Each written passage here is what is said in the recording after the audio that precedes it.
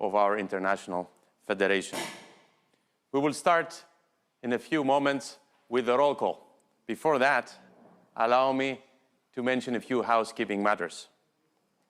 You'll have simultaneous interpretation in all Congress official languages: English, French, German, Spanish, Russian, Arabic, and Mandarin.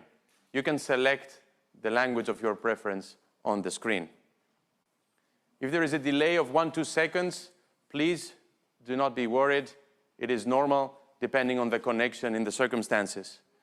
We tried today to beat a record for an ordinary Congress of FIBA. We're expecting today more than 180 national member federations participating. I will be going through the list of the national member federations in alphabetical order as they appear in the annex to the FIBA General Statutes. When you hear your name, on your screen you will see a message asking you to accept, to deactivate the mute and activate your microphone. Please accept the message and confirm your presence. And of course, feel free to say hello to all of us here at the FIBA headquarters in Mies, Switzerland, as well as to your colleagues all around the world. Before starting with the alphabetical order, I would like to connect virtually the headquarters with our 5 regional offices. And I could not find a better way of doing it by presenting my 5 close colleagues, the FIBA executive directors in the regions, starting with the FIBA Executive Director Africa, Dr. Billet. Alphonse. Yes. Thank you. Do you hear me? Yes. Very good. Okay, we speak in French. Bonsoir, bonjour tout le monde. Hello, everybody. Bon mid-congrès à tous les spécialistes du basket dans le monde. I would like to extend a warm welcome to all basketball fans, and especially to the Africans. And the Africans are part of the big family of basketball fans. Have a good Congress. We move to Miami. FIBA Executive Director in the Americas, Carlos Alves. Carlos, good morning. Hi, Andreas, Secretary General. Good morning, everybody. And from Miami, greetings. I wish everyone a very successful midterm Congress. And to all 42 National Federations for Americas, welcome to FIBA Mid-Term Congress. Thank you, Carlos. From Miami all the way to Beirut, FIBA Executive Director Asia, Hagop Hajirian. Hagop. Thank you, Mr. Secretary General. Hello, dear friends. I'm happy to be with you, the representatives of the national federations, at this FIBA family gathering. I would like to express my gratitude for your support to the FIBA regional office in Asia, wherever we asked for your assistance. We once again proved together that together we are stronger. Thank you and good luck. Thank you very much, Hagop. From Beirut to Munich, FIBA Executive Director Europe, Kamil Novak. Do we have Kamil? He was having a connection problem. If not, then we will move to some few thousand miles away to Oceania.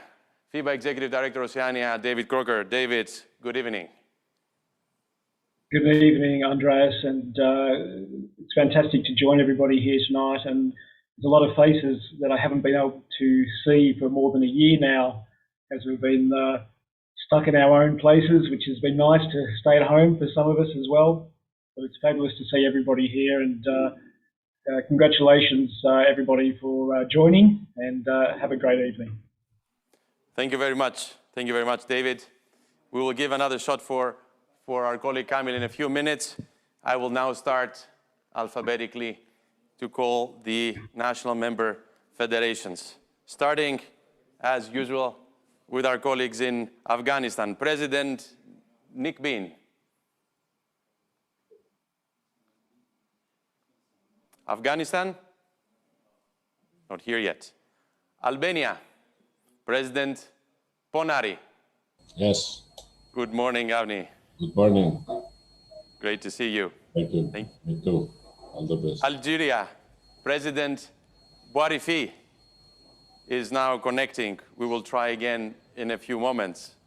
Andorra, President Thomas Baldrich. Buenos días, Joaquim. Welcome to the FIBA Mid-Term Congress. Angola, President Silva. Waiting for him. Antigua and Barbuda, President Ms. Anton Kebra. Good morning.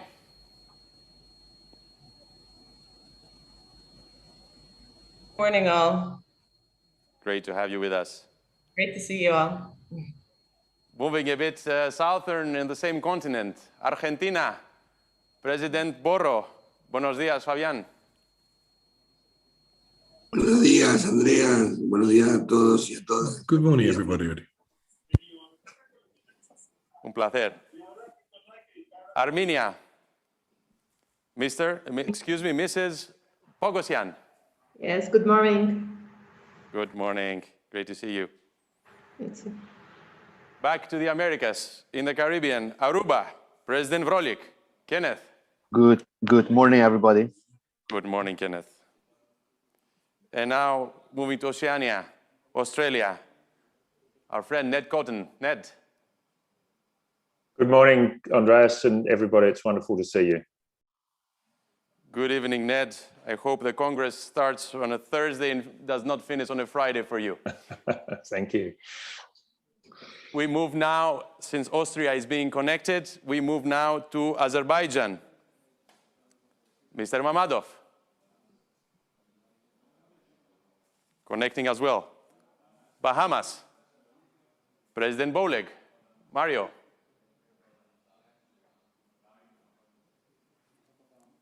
Connecting as well. Bahrain. President Al-Alawi.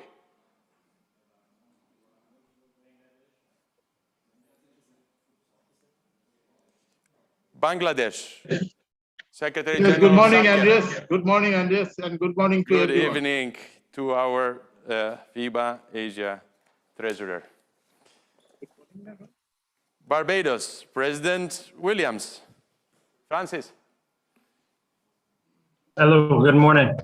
Good morning. Great to see you. Belarus, Ms. Marinina is connecting. I thought I saw her on the screen a few minutes earlier, but we'll bring her back.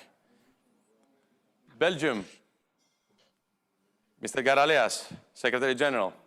Stefan. Hi. Good afternoon. Hi. Benin is connecting. We move to Bermuda. President Watts. Ricky? Good morning. Our president sends his condolences. His apologies. Tim Truck, Secretary General. Secretary General, it's great to have you with us. Thank you, sir. Bhutan. Top guy, Secretary General. Good. Good afternoon. Good afternoon. Great to have you with us. Bolivia. El nuevo presidente, señor Coronado. Bienvenido. Buenos días. Muchas gracias. Bosnia and Herzegovina, Secretary General Cholan. Amer. Hello from Sarajevo to everybody. Good afternoon, Amer. Botswana, President Hardy. Hardy Bonillo. Hello. Good afternoon. Good afternoon. Hello, Bonillo. Brazil, Secretary General Carlos Fontenelle. Carlos? Good morning, Andreas. Good morning, everybody. I wish you all a very good Congress, a very successful one. Thank you. Thank you very much. Brunei Darussalam, Secretary General Lim. Hi. Great to see you. Thank you. Bulgaria, President Glushkov. Georgi. Good afternoon. Hello, everyone. Good afternoon. Great to have you with us. Burkina Faso, President Yameogo is connecting. Burundi, I think I saw. President Kararuza. Burundi? Bonjour. Good afternoon. Bonjour, Monsieur Président. Bonjour à tout le monde. Good afternoon to everybody. Welcome.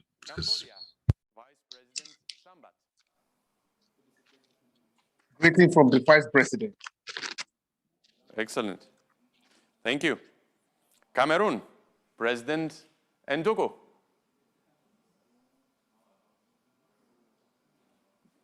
Connecting.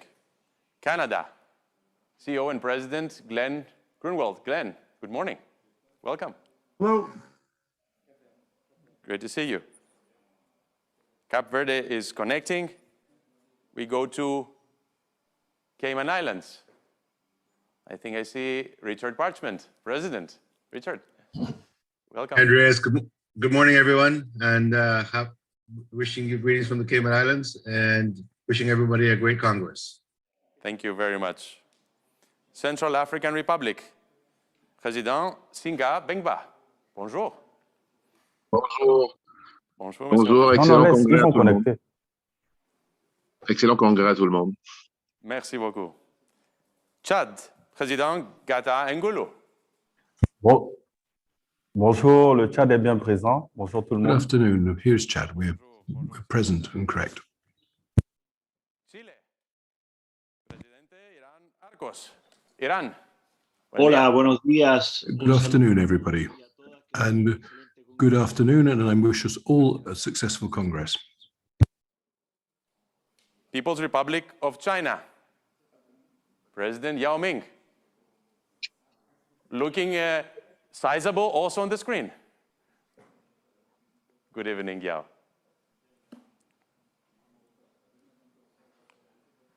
Colombia, President Jorge Armando García Vargas.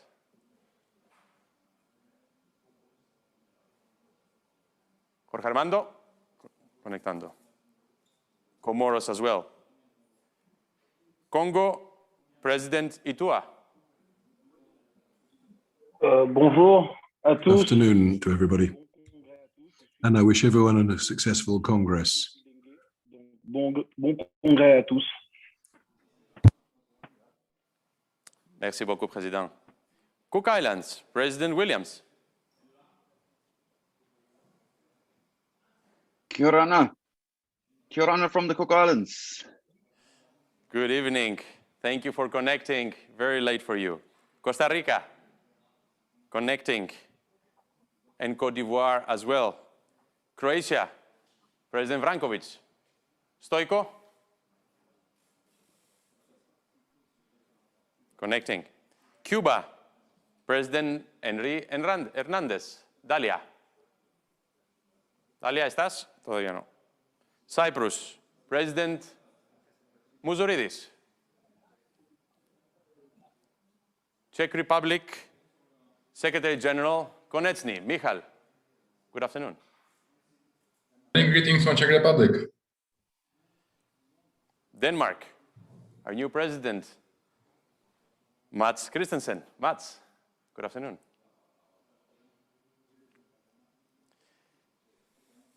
Djibouti connecting. Dominican Republic. Ingeniero Rafael Uribe, presidente. Buenos días. Good afternoon. Buenos días, Rafael. Buena madrugada. It's very early for us. Dominica, Secretary General Williams.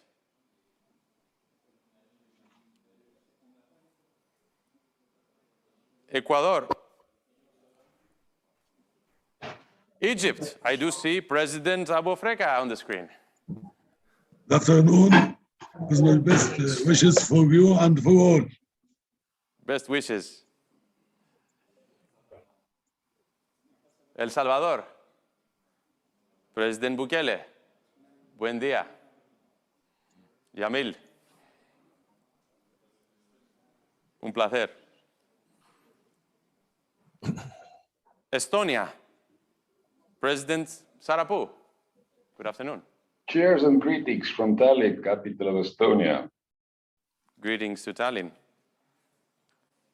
Eswatini, President Mafanga. Connecting. Fiji, President Naivalurua. We go to Finland. We tried to go all the way to Fiji, but we didn't make it. So from Tallinn to Helsinki. Good afternoon, President Elo. Hello, everyone. Bonjour. Hola, amigos. France, Director of International Relations, Goran Radonic. Goran. Regards from France, and don't forget, 14 days from now, we'll start a great basketball women championship, Eurobasket in Strasbourg and in Valencia. Excellent. Thank you very much, Goran. We look forward to the Eurobasket women. French Polynesia, President Taputu. Gabon, and we move to Gambia. Secretary General Jallo. Good morning. Good morning. We move to Georgia, President Guraspauli. Good afternoon. Good afternoon. Hello, everyone. Great to see you. Germany, Secretary General Wolfgang Brennscheid. Vole. Hello. Great to see you, Vole. Ghana, Vice President Ayambire. Good afternoon. Good afternoon, gentlemen and ladies. Welcome to the Congress. Have a blessed day. Cheers. Thank you very much. Gibraltar, one more Hello, Congress world. Hello, on your long Andreas. selection. Dear John Gonsalves, President. Hello, this is Gibraltar. Special greetings to our friends across the Atlantic from the Cayman Islands. They're as big as we are. Excellent. Great Britain. Good afternoon, President.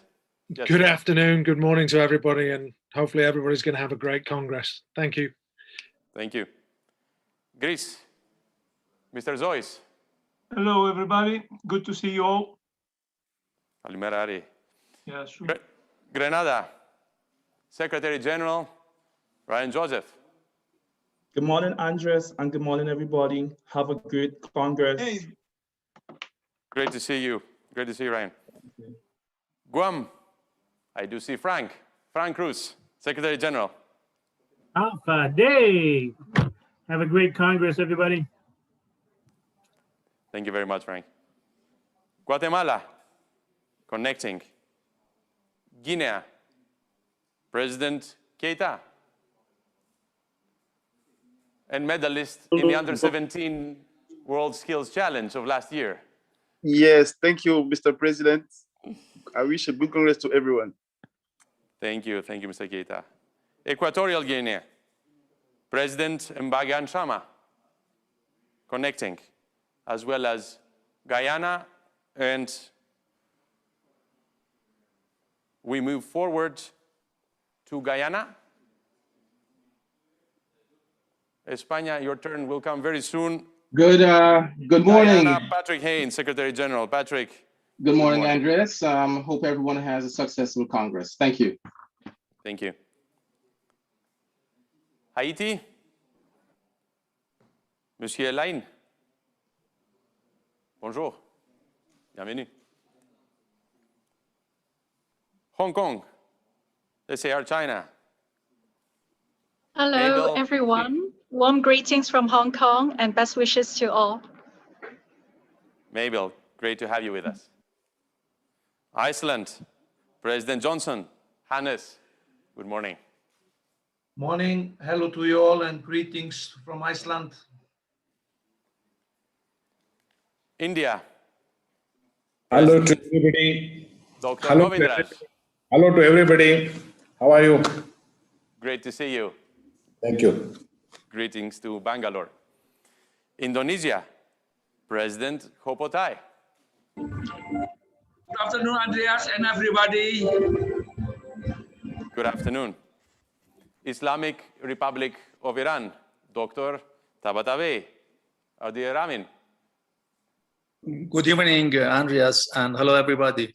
Thank you. Thank you, President. Iraq is connecting, which means we move to Ireland or Israel. Here he is, President Halevi. Amiram, good afternoon. Afternoon. We would like to take a few seconds so we can see you. Now we can see you. Amiram, good afternoon. Great to have you with us. My pleasure. Italy, Secretary General Maurizio Bertea. Maurizio. Hello, everybody. Dear Andreas, good morning. Jamaica, President Gordon. Do we have Polton on the line? Coming. Japan, Secretary General Hamatake connecting. That means we move directly to Jordan, and if not, to Kazakhstan. Secretary General Tanatarov. Alen, good afternoon. Hello, everyone from Kazakhstan. Great to see everyone. Great to see you. Kenya, Secretary General Kisoi. Good afternoon, everybody. Have a good Congress. Thank you very much. I love your t-shirt. Kiribati, President Birati. Which means we move to People's Democratic Republic of Korea. CEO, Mr. Kim.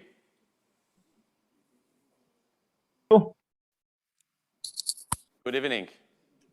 Hello. We move now to President Kwon, Republic of Korea.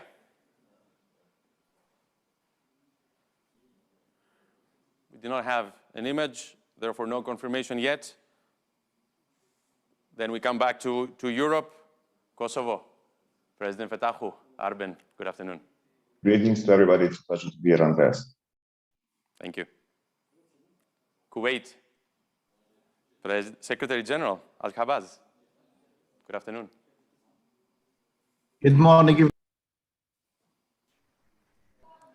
Thank you very much. Kyrgyzstan. I wish everybody good. Laos. Laos, People's Democratic Republic. Do we have Secretary General Peng Savan? Good evening, everybody. Happy to join the Congress. Nice to meet you all. Great to have you. Latvia, President Vejonis. Good afternoon. Great to see you. Congratulations for the qualification of the team to the Olympics. We go to Lebanon. President. Thank you, and of course, nice to see you all. Can we return to Latvia, please? Thank you very much. Lebanon. Connecting. Hello, Akram, we do not see you, but we hear you very well. I have a small problem with the camera. Greetings from Lebanon, and I hope everybody is well. Thank you very much. Thank you very much, Akram. Lesotho, connecting, which means we are now in Lithuania. Secretary General Mindaugas Pokas. Hello, everybody. Greetings from Lithuania. Have a nice Congress to all of you. Thank you. Thank you, Mindas. Macau, SAR China. President Wu. We had Macau on the screen a few seconds earlier. I think here. Macau, yes. Now I see you. President Wu, can you hear me? Ni hao. Ni hao. Hello. North Macedonia. Greetings to everybody. Greetings to everybody. Yasu Andrea. Yasu Pero, good afternoon. Madagascar, Vice President Ramanarivo. Oui. Good afternoon. Bonsoir à tous. Excellent congrès à tous. Merci beaucoup. Merci beaucoup. Très gentil. Malawi, Secretary General Gomani. Hello, everyone. Greetings from Malawi. Have a great Congress. Thank you very much. Malaysia, President Tan. Hello, Good evening. good evening, everybody. Nice to meet you all. Thank you for being with us. Maldives, President Adam. Good afternoon, everyone. Good afternoon, President. Mali, I do see President Maiga. Bonjour, Andreas. Bonjour, Bonjour. tout le monde. Excellent. Good morning and good afternoon, everyone, and wishing us all an excellent Congress. Malta, President Sultana. Paul, good afternoon. Greetings to the basketball world. Wishing all a great conference. Thank you very much. Marshall Islands, Vice President Makifi. Marshall Islands and Mauritania correcting. Mauritius. Do we have Mauritius? Not yet. This means Mexico.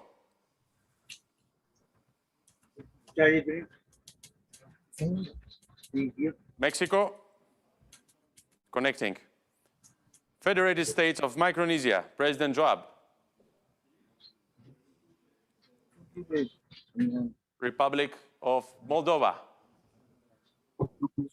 President Abramchuk, that I see now. We cannot hear you, Alexander. Please activate your microphone.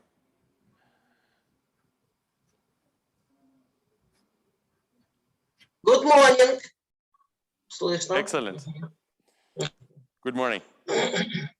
Monaco, President Biancheri. Bonjour. Paul, glad to join you. Good Congress. Great to have you with us. Montenegro, President Pekovic. One more legendary center in our company today. Thank you. Nicola, Greetings to everybody. good day. Welcome. You too. Montserrat, President Williams. Gilmore, great to see you. Good morning, everyone. Greetings from Montserrat. Morocco, Vice President Sadki connecting. Mozambique, President Vicente. Presidente, bon dia. A very good Congress. Thank you very much. Myanmar, Secretary General Hello. Yao Win. Hello. Good afternoon. Good Congratulations for the successful the Congress. Thank you very much. Thank you very much. I will accept these congratulations in approximately 3.5 hours. President Mumita for Namibia connecting. Nepal. Netherlands.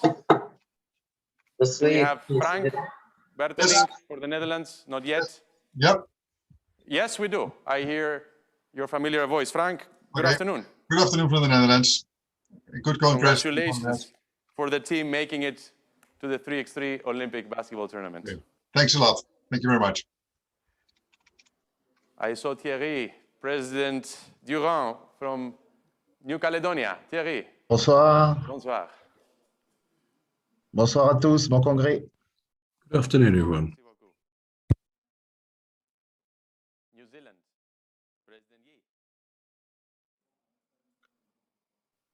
Connecting.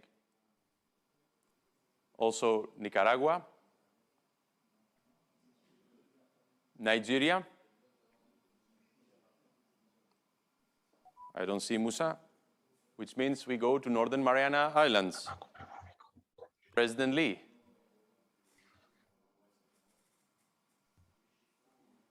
Please, can we everyone. go back to Northern Mariana Islands, please? Can we have our colleague from Northern Mariana on the screen, please? He was finishing his greeting. Half a day, everyone, from Northern Mariana Islands. Great to see you. Thank you for connecting so late for you. Norway, President Parman. Hello, everybody, and all the best wishes from Norway. Thank you very much. Oman, President Al-Zajali. Not there yet. Palau. And then we move, if not Palestine, okay, Palestine. Do we have Palestine? Yes. Hello. Because I thought I saw PNG on the screen. Papua New Guinea? Hello. Papua New Guinea? Let's leave No, a few Palestine. seconds for our technical team to catch up with the countries. We had stopped at Palestine, and we will move one by one. So please be patient with us for a few seconds. Do we have Palestine? President Habash? Good morning. Excellent. morning. I see you now. Good afternoon. Greeting from the Holy Land, from Palestine, for everyone. Thank you very much. Papua New Guinea. Nick? Nick is not there? Nick Daroa? Okay. Paraguay? Looking at our list. Paraguay. Santiago. Presidente Ochipinti. Que estén el todo bien de salud. Un abrazo. Un abrazo fuerte, Ochi. Gracias. Philippines. Manuel V. Pangilinan, Chairman Good Emeritus. morning, Andreas. Warmest regards to all of you from the Philippines. Thank you very much, MEP. Poland. Olga Kiszewska-Ratachak, Secretary General. Please stay with Poland for a second before we move to our friends in Qatar. Please stay with Poland on the screen. We're bringing back Olga, who must be very happy after having qualified last weekend the 3x3 team. Good afternoon, everybody. To the Good Olympics. afternoon, everybody. And all the best from Poland. Thank you, Olga. Portugal. Presidente Fernandes. Prezado Manuel. Muito bom dia, Andreas. Good afternoon. Good afternoon, good evening, everyone. Thank you very much. Puerto Rico. Presidente Ramos. Muy buenos días. Good morning to everybody. Afternoon. Best regards to everybody. Buenos días, Jum. Qatar. President Al Muftah.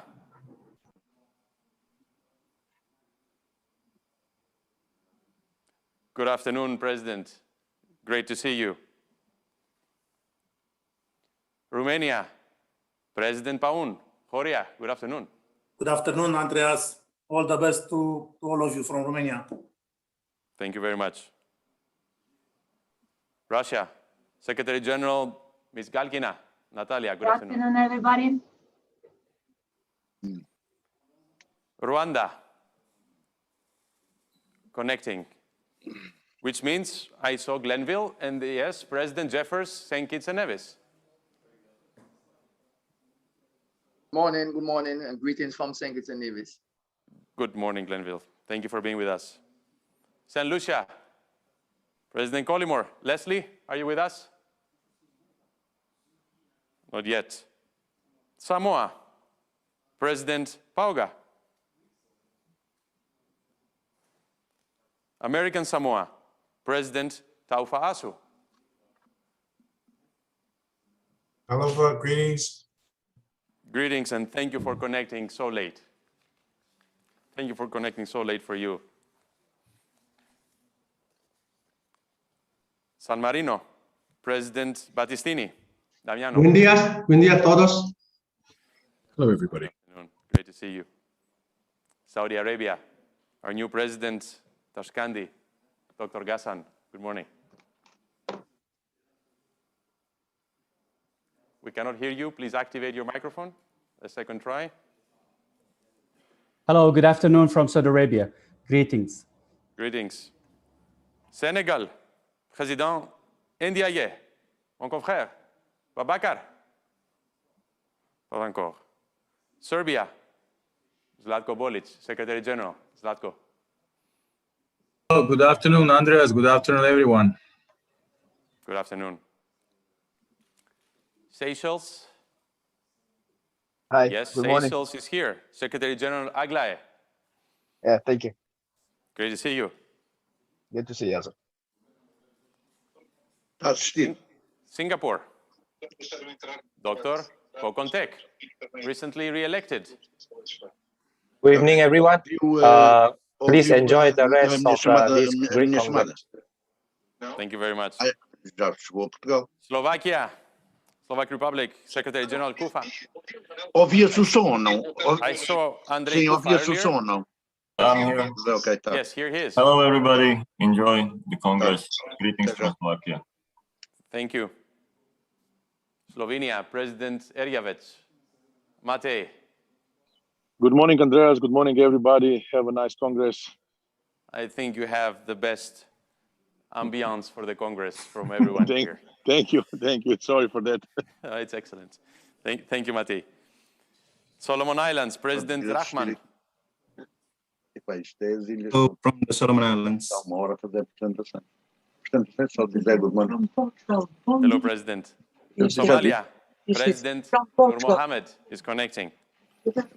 South Africa, Deputy President Fondini.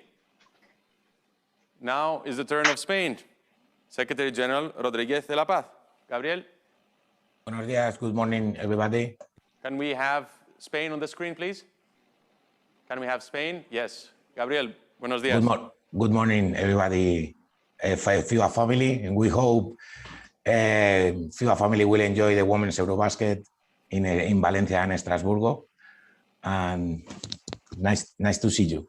We're sure we'll have a great event in Spain and France in a couple of weeks. And also in Puerto Rico for the Americas. Moving now to Sri Lanka. Secretary General Lianaj.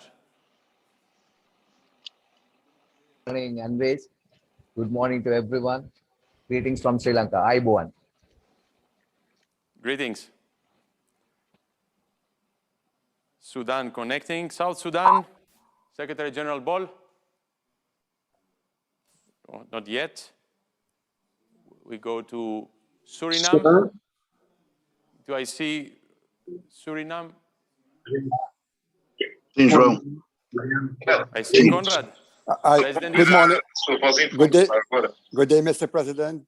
Good day to the entire FIBA family. Wishing you guys and everyone a very good Congress. Have a great day. Thank you very much. Just to confirm again, if Sudan was here, or South Sudan? Yes, Sudan, no? Sudan. Secretary General Makram? نعم معكم تحياتي أتمنى مؤتمر جيد. Sweden. Secretary General Joe Lamo. Greetings, everyone from Sweden. Hope for a productive Congress today. Thank you very much, Secretary General. Great to have you with us. And not far from here, President Sergi Giancarlo. Bonjour tout le monde. Hola, hola a todos. Happy to be here today. Syria, President Juhaji. Good afternoon, Mr. President. Good afternoon, everybody from Syria. Peace and love to all Congress. Thank you. Thank you. Chinese Taipei, Ms. Kang. Hi, greetings from Chinese Taipei. Hope you have a good day here. Good evening. Tanzania, United Republic, President Magesha. Do we have Tanzania?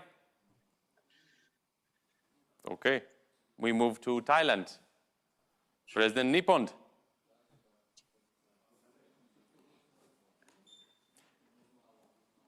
Great to see you. Great to see you, President Nippon. Not allowed. Hello. Good morning, and yes, and everyone from Thailand. Thank you. Greetings to Bangkok. Timor-Leste, President Dos Reis Martins. Timor-Leste? No? Togo, President Gungu. Oui, bonjour André, bonjour tout le monde. Je vous souhaite un excellent congrès. Merci. Good afternoon, and I wish all of us an excellent Congress. Merci beaucoup, President. Tonga, connecting. But I did see President Claire Mitchell, Trinidad and Tobago. Claire, good morning. Good morning, Andreas. Good morning, FIBA family. I'm looking forward to seeing you all after the pandemic. We as well. Thank you very much, Claire. Tunisia, Président Ali Benzarti. Ali, bonjour. Bonjour, Président. Good afternoon. Good afternoon, everyone. And wishing us all an excellent Congress. And I'm very happy to see you all again. Turkey, Secretary General Emin Balci. Dear Emin. Hello, everybody. We wish you a very fruitful Congress. Thank you. Great to have you with us, Emin. Turkmenistan, Vice President Sitnikov. Greetings from Turkmenistan. Have a nice Congress to all of you. Thank you very much, Valery. Turks and Caicos, President Glasgow. Good morning from the beautiful islands of Turks and Caicos. I wish you a very great and wonderful Congress. Thank you very much, Sidwell. Uganda, connecting. Do we have Ukraine? President Brodsky, also on the line. Here he is. Good morning. Всем привет.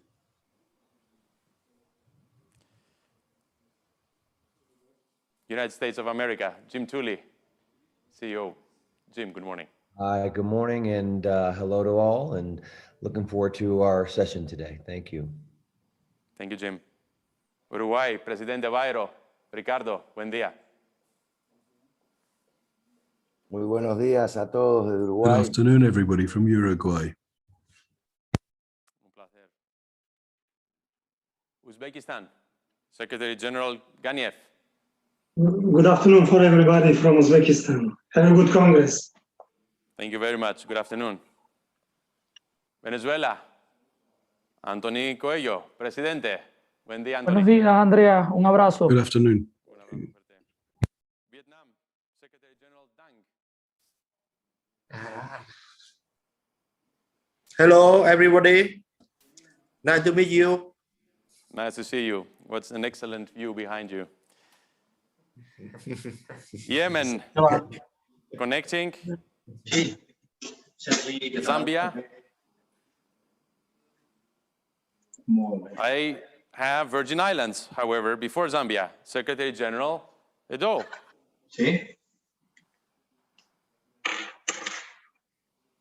Your microphone, please. Good morning. Good morning. Good morning, David. Great to see you.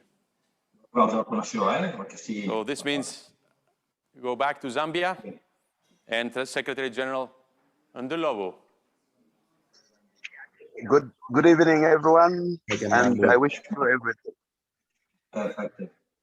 All the best during the Congress, and let's enjoy. Thank you very much. Closing the list with Zimbabwe. President Mujuru is connecting. Let's make a second try for the federations that were still connecting. And before I do that, allow me to pass the floor and salute our FIBA Executive Director, Europe, Kamil Novak, who is now on the line. Kamil, good afternoon. Perfecto, muy bien. Muy bien. Gracias, Can I have, please, Kamil on the screen? Thank you. It takes a few seconds while also we're going through our list for the second round.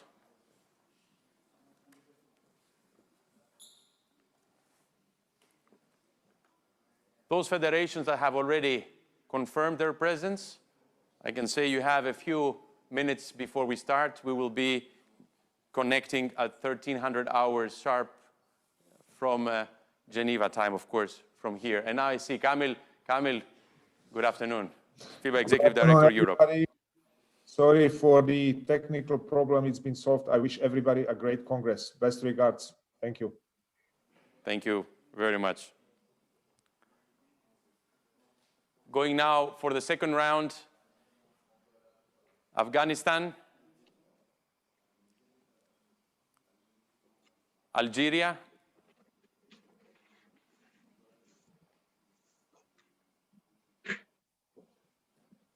Angola, Austria. Austria, we do not hear you. I see it's the connection from President Martens and someone on his behalf. Guten Tag. We do not hear you. Your microphone is off. Please activate your microphone.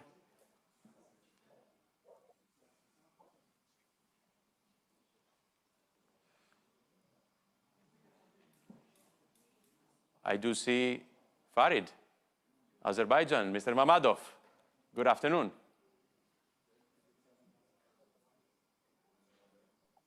Can you hear us? All good? Hello, yes, I'm here. Excellent, excellent. So we're missing still Angola,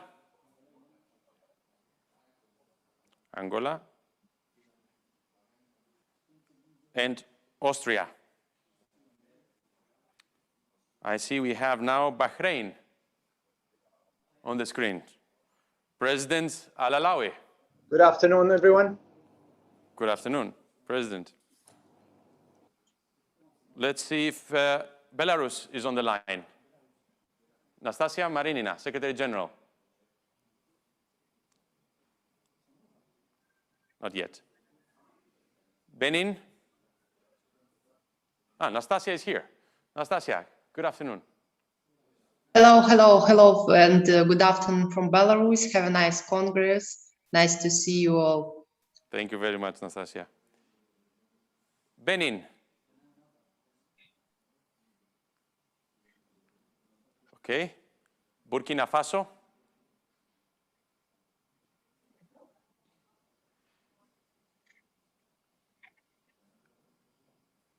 Cameroon. Cape Verde. Colombia.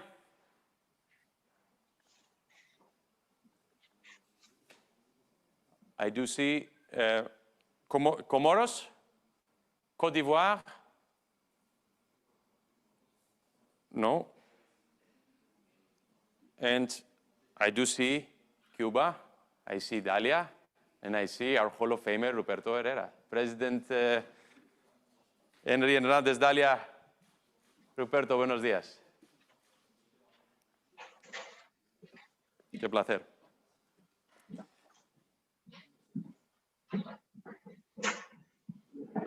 Did we have Croatia? No. Cyprus? We have. Here is one more legendary center, now president, Stojko Brankovic. Stojko, good morning. Excellent. So, Cyprus. Okay. Djibouti. Ecuador. UAE. Eswatini. Fiji. French Polynesia. Gabon. I see Pepe, Ecuador. Buen día, Pepe. Pepe Arevalo. Hola. Buenas tardes, Andrea. Good afternoon. Good afternoon to everybody.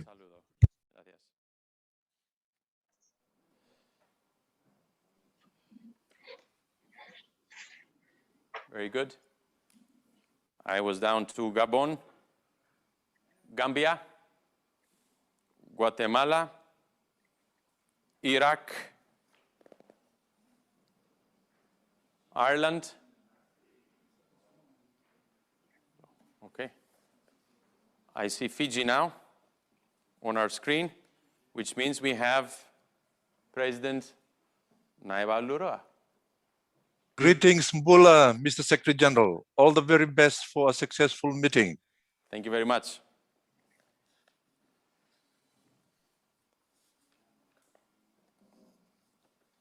Moving down to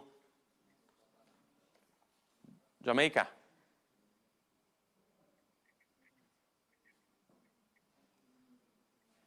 Japan.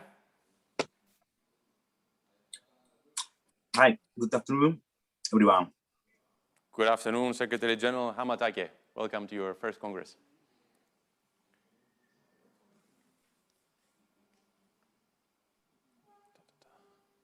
I see Jamaica. This is Bolton, President Gordon.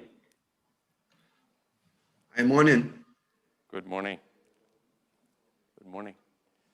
So this takes us to Jordan. Kiribati. Kyrgyzstan. Lesotho. Mauritania. Mauritius. México. Aquí está. Modesto. Buen día. Buenos días. Saludos a todos. Buenos días. Micronesia. Morocco. Namibia. Nepal. Nicaragua. Nigeria. Oman. I see Nigeria. President Musakida. How are you, Andres? Andreas, I hope everything is okay. You like this color also, no? Excellent. The hat says it all. Thank you very much. All right. Oman. Palau. Papua New Guinea. I see Ireland. Bernard O'Byrne, Secretary General. Bernard, good morning.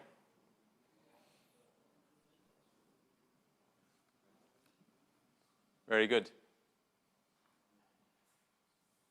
We cannot hear you very well. We're down to letter R. Rwanda. St. Lucia. Senegal. Sierra Leone. Somalia. South Africa. I see Cape Verde. Presidente Correa. Mario, buen día.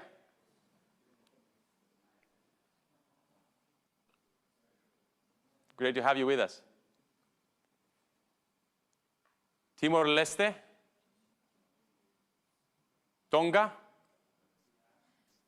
Uganda. Yemen and Zimbabwe.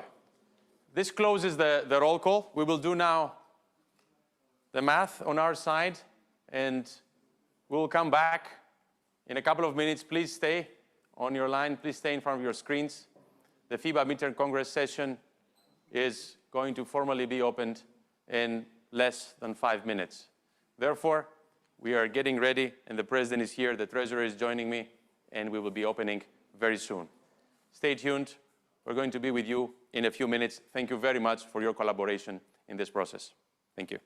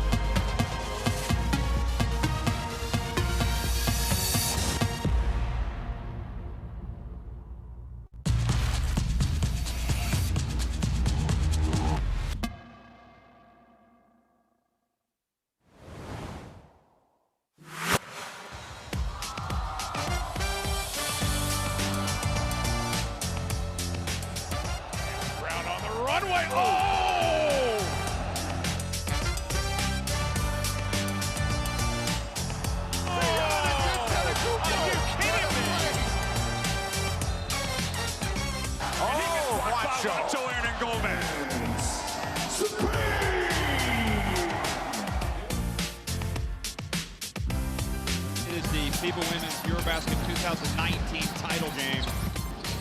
Oh, she gets rejected by Esther Indoor.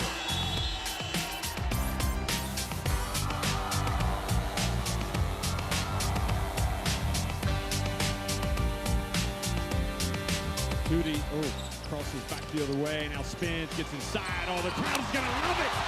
They can't get enough. Unbelievable. Nigeria are gonna celebrate for the second consecutive time.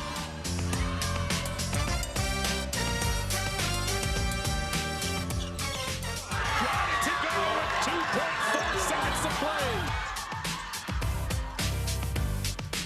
Now right to the rim, counted and a foul.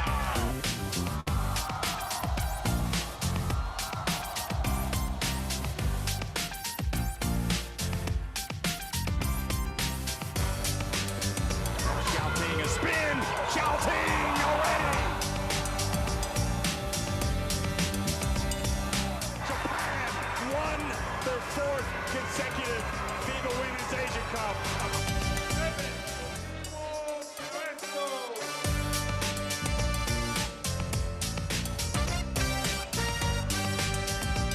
They are the World Cup winners here in Heraklion in Crete.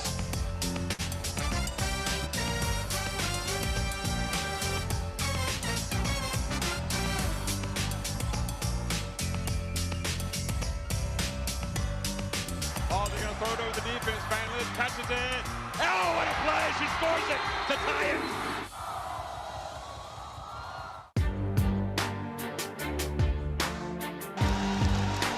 Money in the bank with the biggest deposit of his career.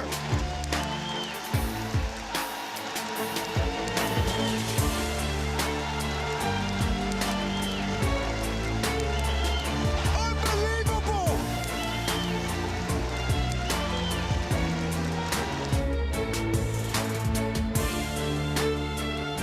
He's a Martian. Van Eyck with the earthquake. And the cash to go with it.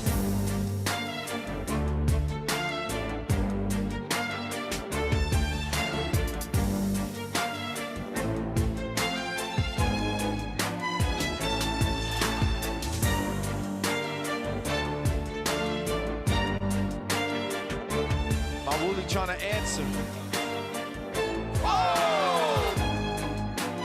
And Canada proves who the queens of the North are. Ready to go for this fantastic finale. It's a nice elbow jump shot, 17-footer. So now we have 11-7. Tough shot. Page on the follow-up. Page Crozen.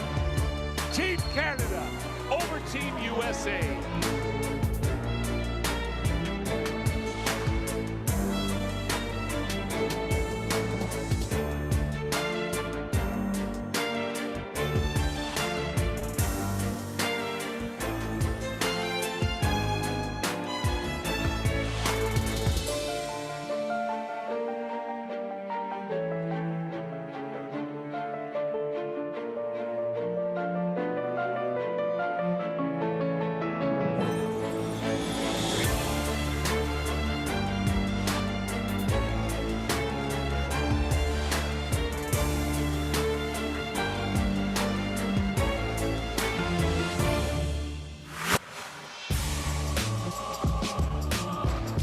Driving to Lynn Reed, checked it.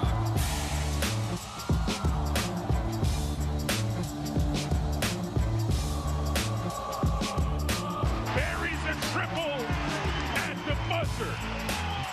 Belgium is headed to the Olympic Games.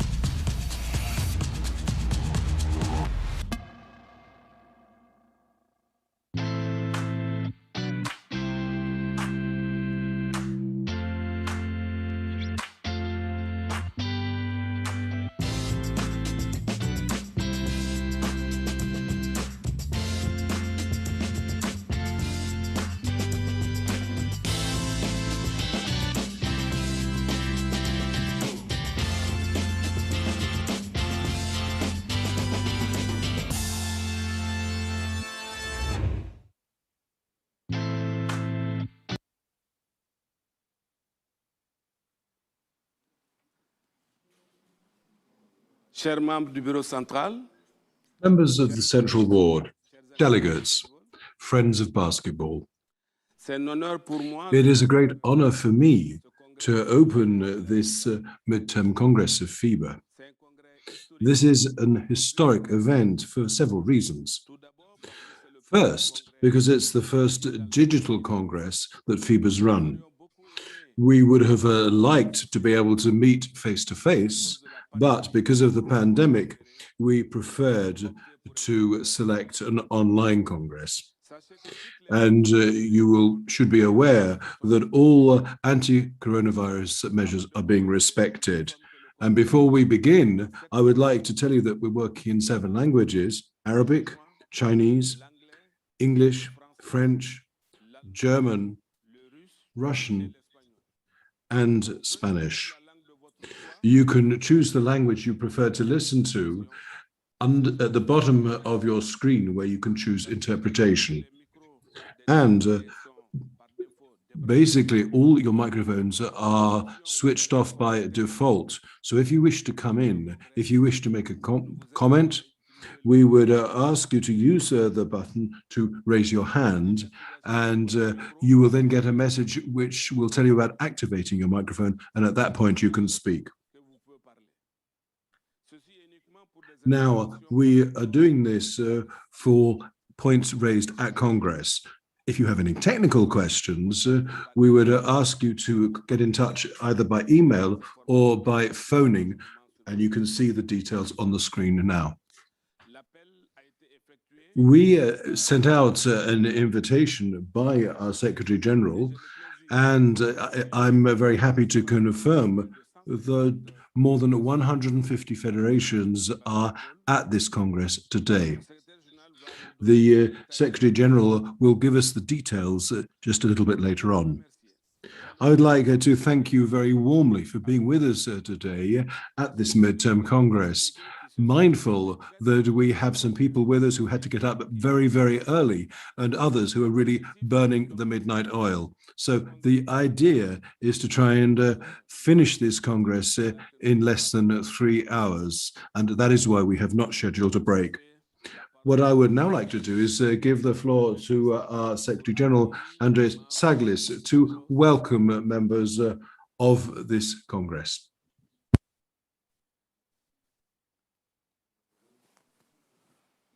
Thank you, Mr. President.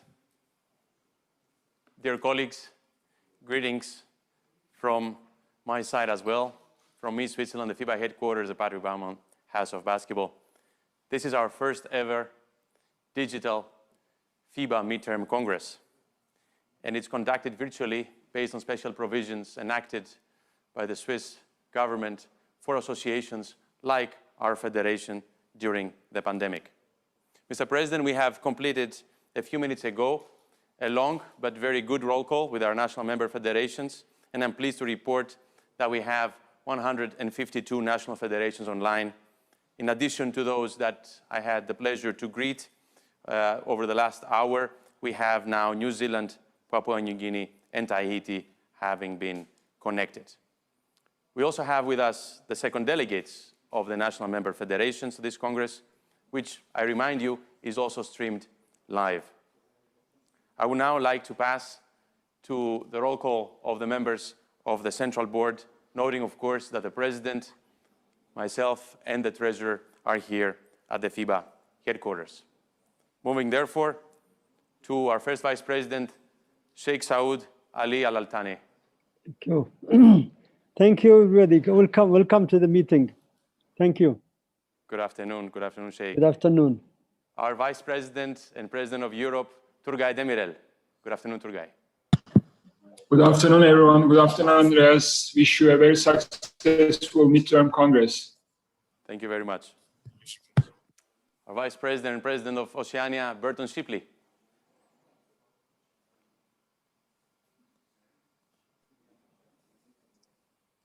Burton, good evening. Good evening and welcome. Thank you for organizing this. I think it's fantastic use of the technology and great to see the rest of the world all able to talk to one another.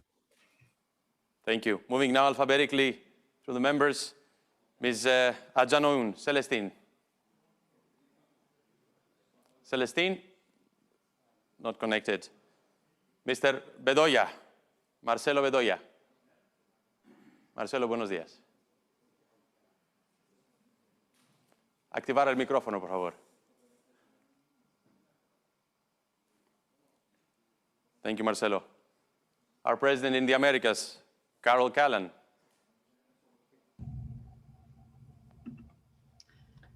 Good morning, buenos dias. Nice to see everyone. Good morning, Carol. Mr. Richard Carrion.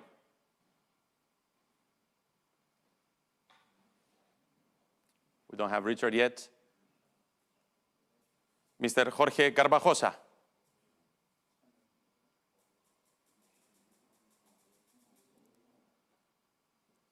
Mr. Andrei Kirilenko. Andrei, good afternoon. Hi, everybody. How you doing? Excellent. Our president in Africa, Anibal Manabe. Yes, good morning, good afternoon, good evening. It is a pleasure to see you all in good shape, and I wish you a very good Congress. Thank you, Anibal. Ms. Mitsuya. Yes. Good evening. Good evening, everyone. Dirk Nowitzki.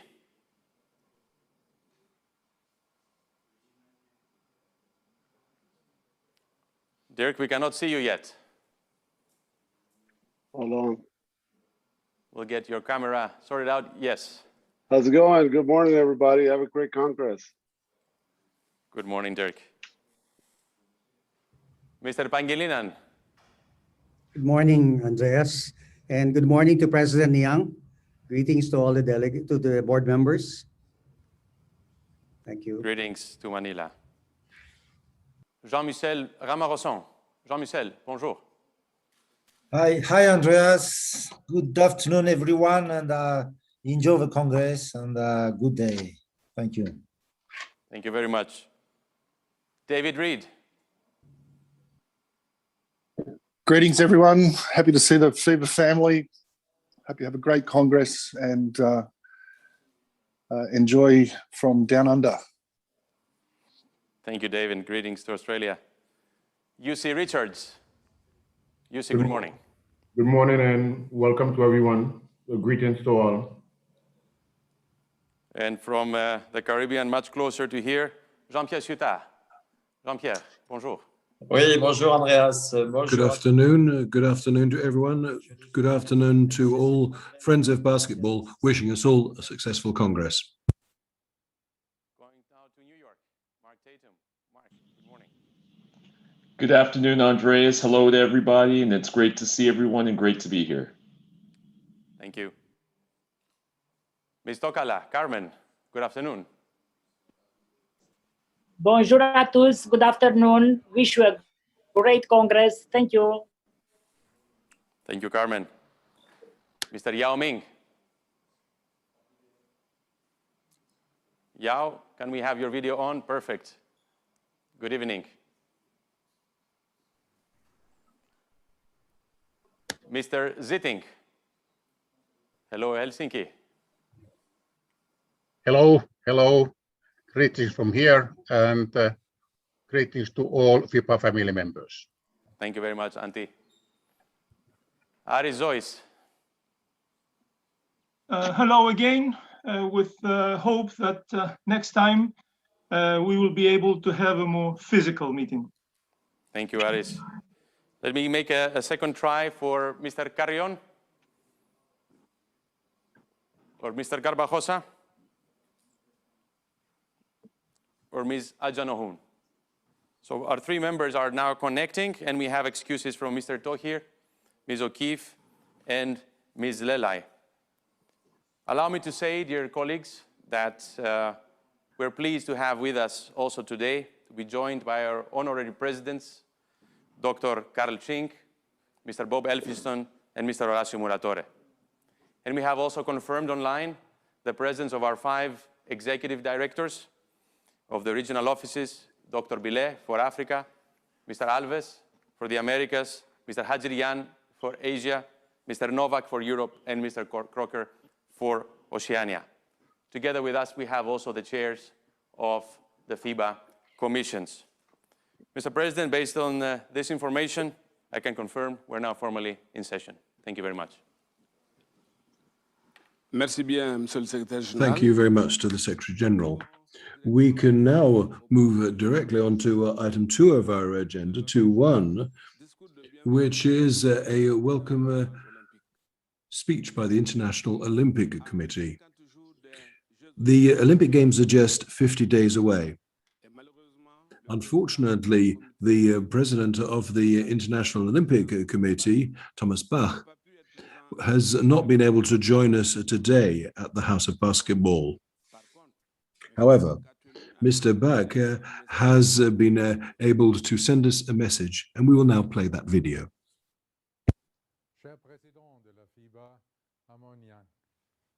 Dear Secretary General of FIBA, Andreas Saklis, dear delegates, dear friends, when the Olympic Games Tokyo 2020 finally get underway on 23rd of July, it will send a powerful message of solidarity, resilience, and hope to the world. We are now all in the delivery phase to ensure safe and secure Olympic and Paralympic Games Tokyo 2020 for everyone, for the Japanese people, for all the participants in the Games, so that the athletes can finally shine on their Olympic stage. All of us in the Olympic community, the IOC and the international federations and the national Olympic committees have to adapt to this unprecedented situation of delivering postponed Olympic Games. All measures were taken to keep the focus on the essentials of Olympic Games, the sporting competitions. This is why my thanks and gratitude go to you, go to FIBA, under the great leadership of your President and Secretary General, for truly having led by example in so many ways. Basketball was one of the first sports to adjust your calendar, adapting to the unprecedented situation of having to organize postponed Olympic Games.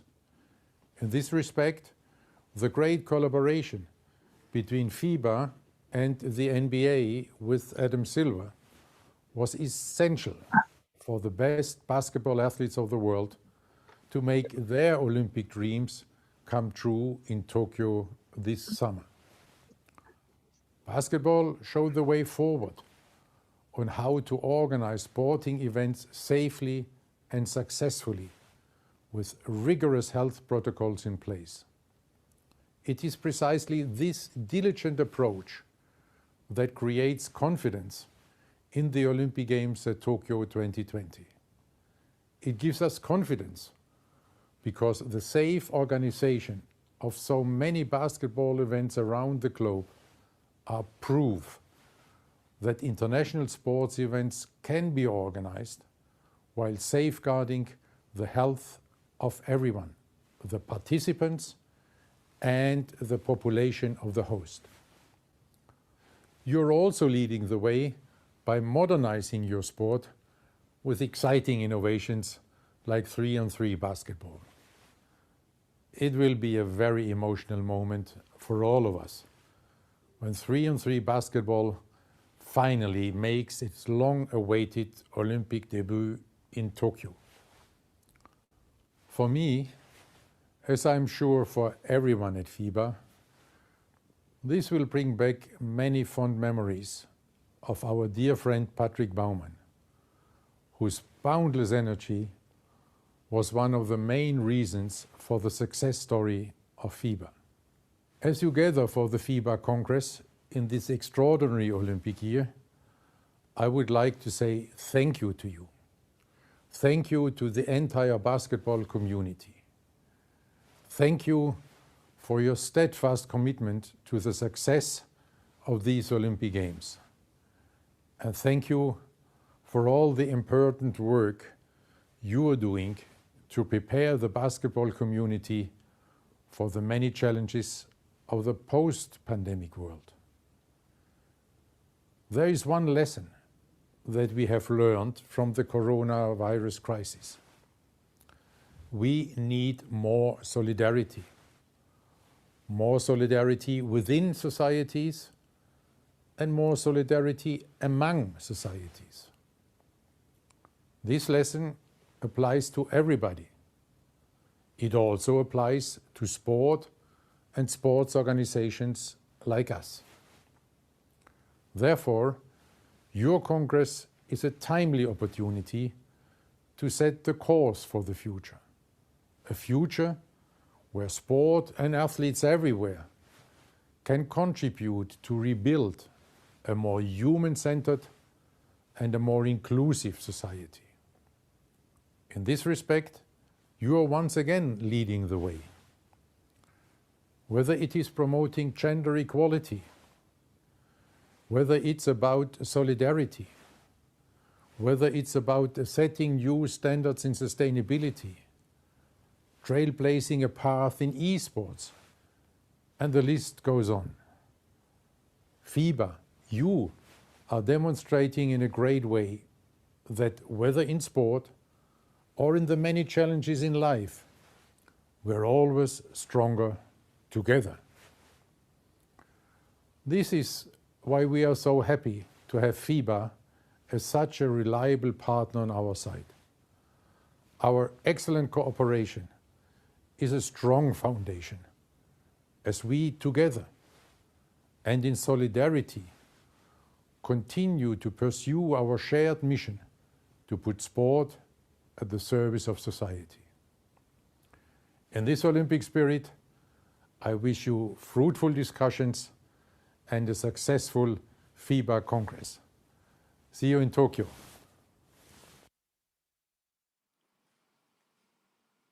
Merci, Monsieur le Président. Thank you very much to President Thomas Bach.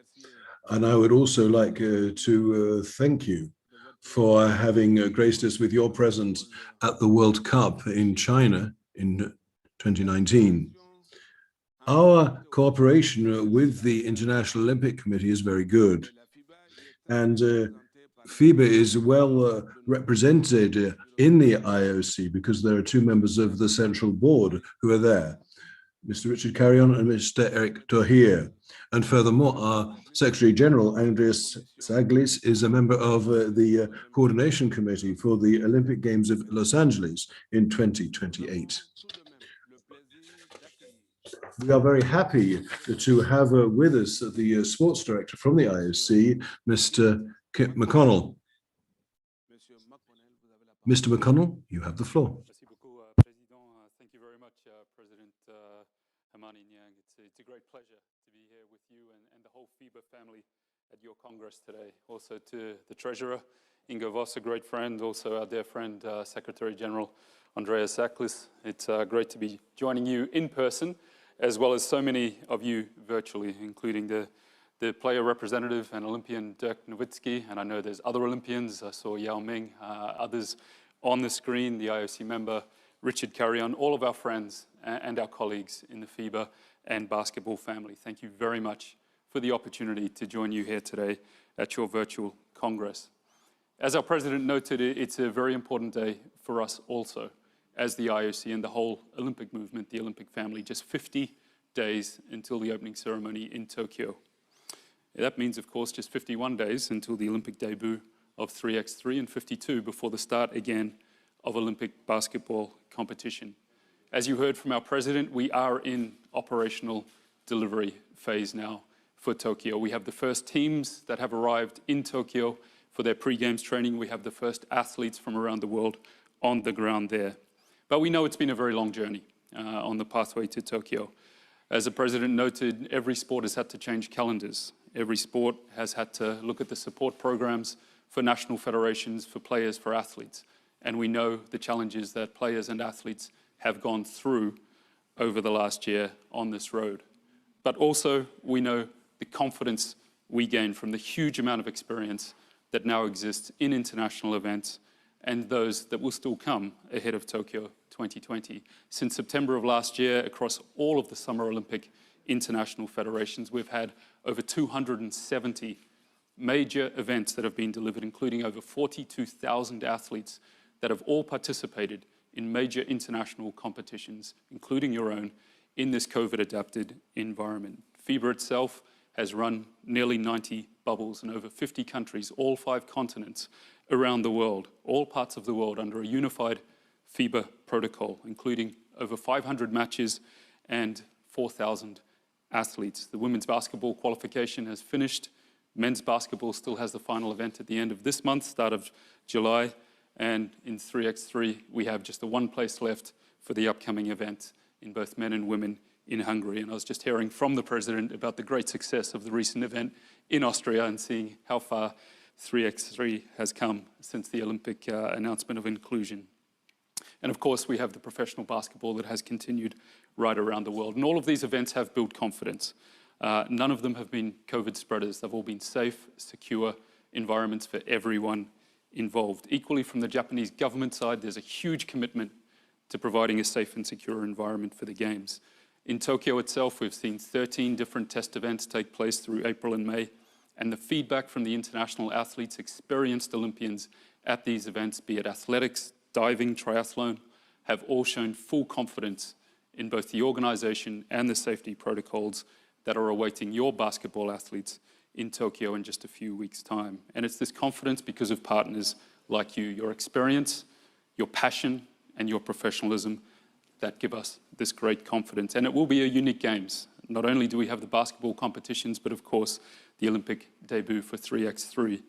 The Olympic Games themselves have now become more youth, more urban, and more women, and this will be on display in Tokyo, and 3x3 fits this perfectly. Accessible, urban, and gender equal.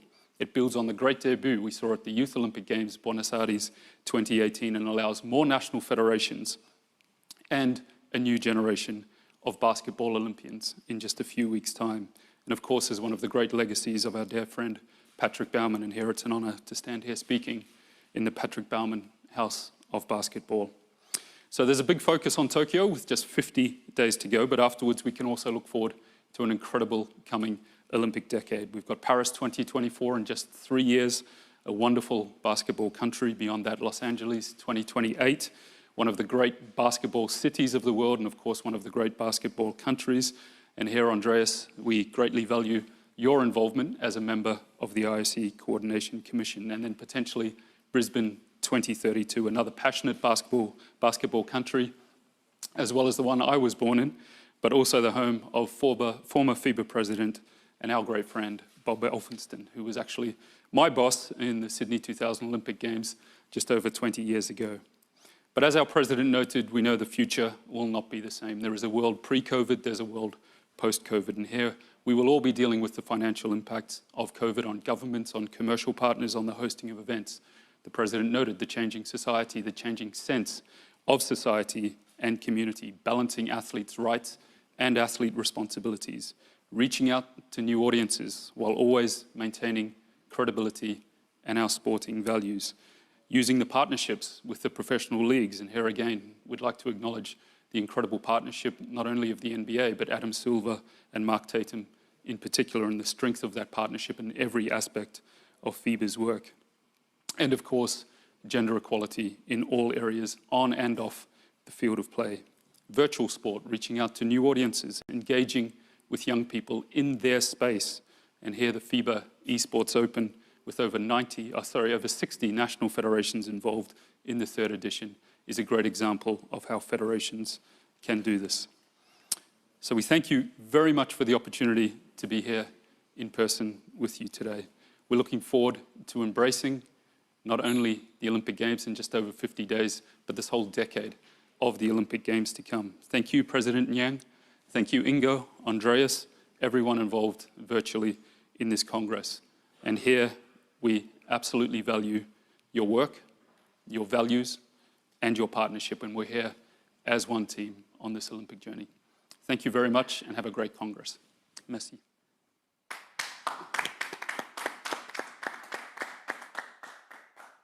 Merci, Thank you, Mr. McConnell. We're looking forward to seeing you in Tokyo for these eagerly awaited games. And eagerly awaited in many ways, particularly for the basketball family, because we're really looking forward to seeing the opening of 3-on-3. Good luck for this home straight now. And we, like you, are convinced that these games will be a great success. Ladies and gentlemen, what we can now do is to move to item 3 of our agenda. This is the in memoriam section. It's always a moment of great emotion, but also sadness. May I just make a personal comment for some great people from FIBA, such as Boris Stankovic, the well-known second Secretary General of FIBA, Ablaise Moro, who was president of FIBA and also president of FIBA Africa, David Stern, who was the commissioner of the NBA, and of course, finally, Kobe Bryant, a real ambassador of basketball for the 2019 World Cup, and indeed a very legend of our sport. Unfortunately, other members of the basketball family have been lost to us over the last 2 years, and it is now the moment has come to pay tribute to them.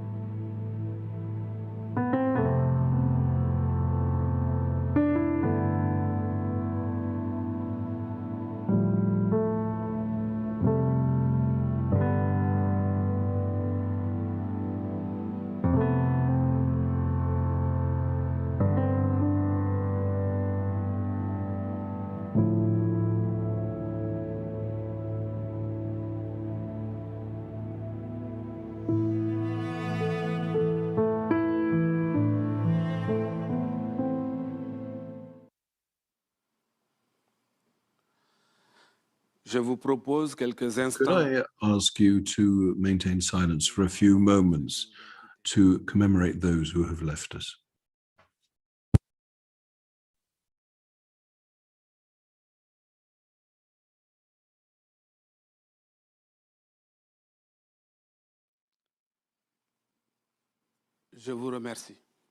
Thank you.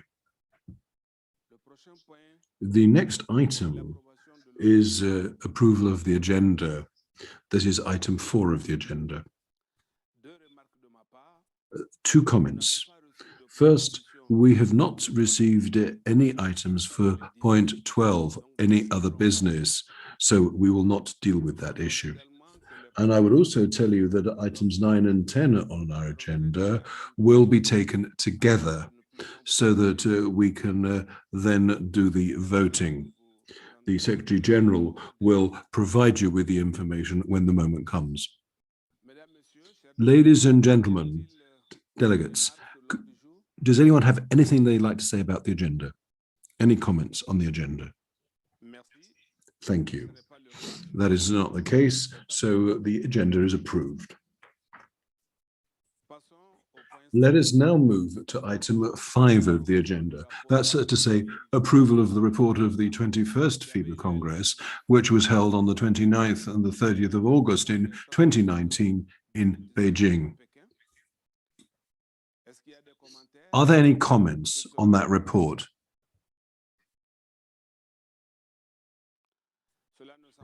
There appear to be no comments, so the report is approved by Congress. The next item on the agenda is item 6, which is the address by the President.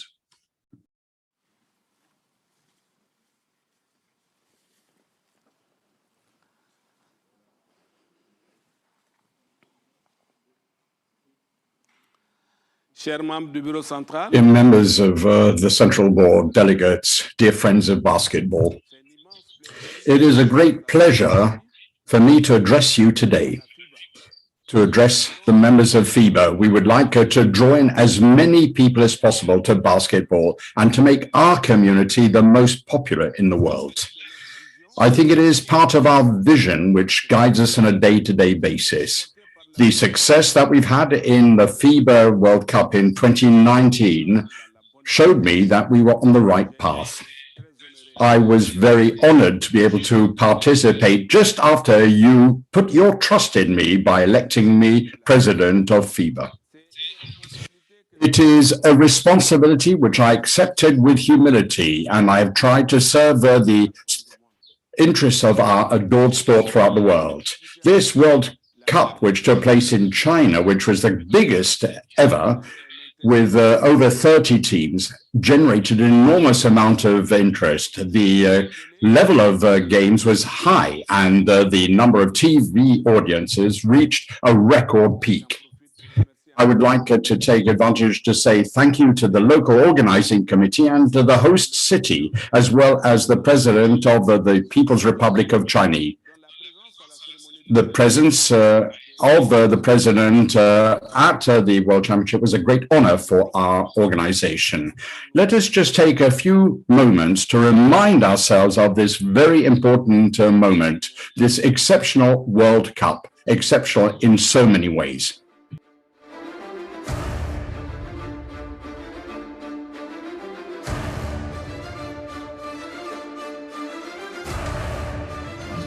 With a no-look pass, thrown down by Birch. Back out to Jan leads his man on the floor and throws it down. And the back pass to the lead by Oh! Rui Hachimura.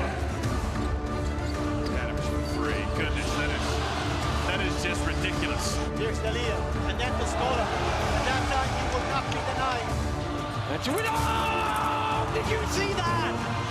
Matu throws it down. Oh, are you kidding me? Round on the runway. Oh! Huertas again for 3. Oh! Unbelievable! Behind the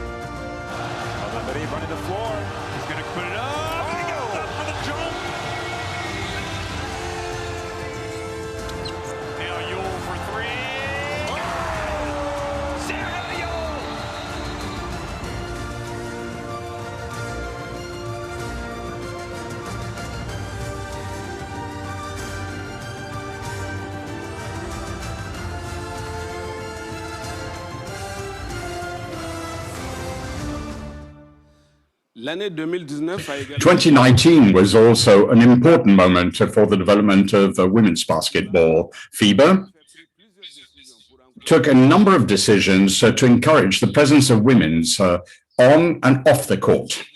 Our Secretary General will come back to this strategic goal in his report. But let me just highlight the implementation of our new national competitions, whether it's for basketball with the pre-qualification tournaments for women, which took place in Africa, in America, Oceania, and in Asia, and for the 3x3. Off the court, some important efforts have been undertaken with some very tangible results. Allow me to mention just some of them. The election of Carol to the president of FIBA America, and the presence of 6 women in the central board. In the same manner, new specific measures have been adopted in 2020. For example, the granting of additional licenses for women referees, the obligation to have a coach in women's junior teams, and the launch of the Adelante program, the mission of which is to train the future generation of women's leaders. I am convinced that it is by involving women more and more that our community will be able to prosper. Like everybody knows, 2020 was marked by a health crisis which has never been paralleled before. But we're starting to see positive results. Nevertheless, we're still impacted significantly by the pandemic. FIBA was one of the first international federations to take drastic measures right from the very beginning of the outbreak. In February 2020, a qualification tournament for the Olympics for women was transferred to Belgrade, and that was achieved in just 9 days. The following month, FIBA suspended all its competitions as a result of the postponement of the Tokyo Games to 2021. We also succeeded, thanks to the efforts of all our members, to adapt the calendar of the next 3 years in very little time. You've heard this already. The president of the Olympic Committee, Bach, has highlighted what we have been able to do in his speech. With the health and the security of all participants as our priority, FIBA has been able to carry out the November 2020 windows and the February 2021 windows and the qualifiers for the Continental Cups. Most of the teams have been qualified, and we will soon know the latest participants in these events at the end of this month, that is at the end of June. This accomplishment was made possible thanks to the rigorous implementation of health protocols which were developed by the FIBA Medical Commission after consultation with the WHO and the NBA. The joint efforts of FIBA and our regional offices have once again shown our capacity to allow us to achieve many of our goals at a large level in spite of a very difficult context. In order to allow for the implementation of the different competitions, FIBA has organized events in health bubbles, and we did that since the very beginning of the pandemic. The number of those bubbles is in fact quite impressive. We organized more than 90 bubbles throughout the world, both for the continental qualifiers, the FIBA 3x3 World Tour, Basketball Champion League in Europe, in the Americas, as well as the Women's Euro League. Not later than last week, 6 teams were qualified during the pre-Olympic qualifiers. And this is going to be the same case in Debrecen next week, where new teams will be preparing to leave for Tokyo for the 3-on-3. Thanks to all these measures, FIBA has been able to propose a secure environment for all our competitions. And I would like to congratulate FIBA for all the preparatory work, particularly the Competitions Commission, the Medical Commission, and other experts. And my gratitude also goes to the Central Board, the Executive Committee, and the Zone Bureaus for their excellent decision-making. That said, all this would not have been possible without the fantastic commitment of the whole basketball family. Together, at the heart of this are national federations and the FIBA staff. Thank you to you all for having kept alive our sport during this extremely difficult period. Since March 2020, FIBA has tried to support all basketball activities in the best possible manner, in spite of the fact that we were in a very difficult environment. But in spite of all those efforts, and to allow those activities to continue, we wanted to carry out our actions on your behalf. You, our members, imagine we organized more than 250 webinars for referees, coaches, and the staff of our federations. It was essential for us to be able to continue to develop the skills of each person in spite of the pandemic. And our action within FIBA has been worldwide and recognized worldwide. In spite of the fact that we couldn't play the under-17s last year, we organized the first skill challenge, which was an initiative to help young people and to allow them to feel for the very first time that they have really the chance to wear the jersey of their country. This great initiative has been extended this year with under 15, which is going to take place at a continental level, and then this will take place at an international level. 2020 was also been a year which was marked by questions of equality, diversity, and inclusion. We asked ourselves within the executive committee if we were doing the right thing. Were we doing enough to fight against racism? Yes. We had already launched a number of programs in the past in order to ensure social inclusion, better opportunities, better representativity. But I think we would all agree our duty is to do even better, to do more for the basketball community. As an African myself, and happy to be able to play my role as president of FIBA, I know to what level it is important to give people, whatever their origin, whatever their background, the possibility to be heard and represented. The accomplishments of FIBA speak for themselves. The rotation system for the governance of our organization allows each region, each intern, to influence the way FIBA evolves in reaction to their own sensitivities. We have invested throughout the world. For example, the Basketball for Good program. Later on, you will get a detailed report on all these wonderful initiatives. In March 2020, we reviewed and strengthened the integrity and internal ethics policies. And we have nominated a first integrity officer in FIBA 3 months later, in cooperation with the Players Commission in FIBA. We published a very encouraging message for our community, asking them to contact us to tell us about their experiences and to share their ideas with us so that we can fight more efficiently against racism. It's not too late. And I think it's up to each one of us to add their contribution. There's still a long way to go, but I am convinced that we are on the right path and that our message is the right message. Just like the Women's World Cup, which is going to take place in Sydney 2022, the logo has been developed with this in mind: unity, inclusion, as you will be able to see for yourselves. We have walked this land for a long time. We know its heart. We know what brings us together. We know how far we've gone, and we're sure of how far we can go. Unity is not just a word here.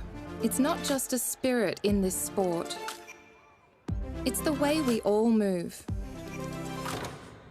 We are proud of our art, country, family, language, and culture. We are united by basketball. Australia is ready. Sydney is ready. We are ready. Welcome to FIBA Women's Basketball World Cup 2022. Over the next 2 years, we're going to continue our work based on our strategic objectives, which we have defined together during the last Congress, basing ourselves on the principle of unity and solidarity, which have guided us so well through the pandemic. Priorities are clear to all. We want to strengthen the national federations. We want to develop the position of women in basketball and to enlarge the FIBA family. Our Secretary General, Andreas Hassaglis, will talk to you about this later on. But allow me to conclude my speech to say that I have just come back from Kigali, where we saw the end of the inaugural season of the Basketball Africa League. And this is a partnership that we are developing with the NBA. We've been working on this for a number of years already.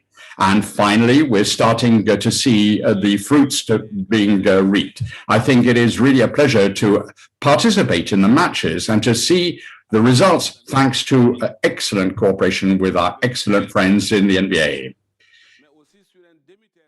We need to have not only the full game, but 3-on-3. And this has also seen exponential improvement since 3-on-3 was introduced in the youth games in 2010.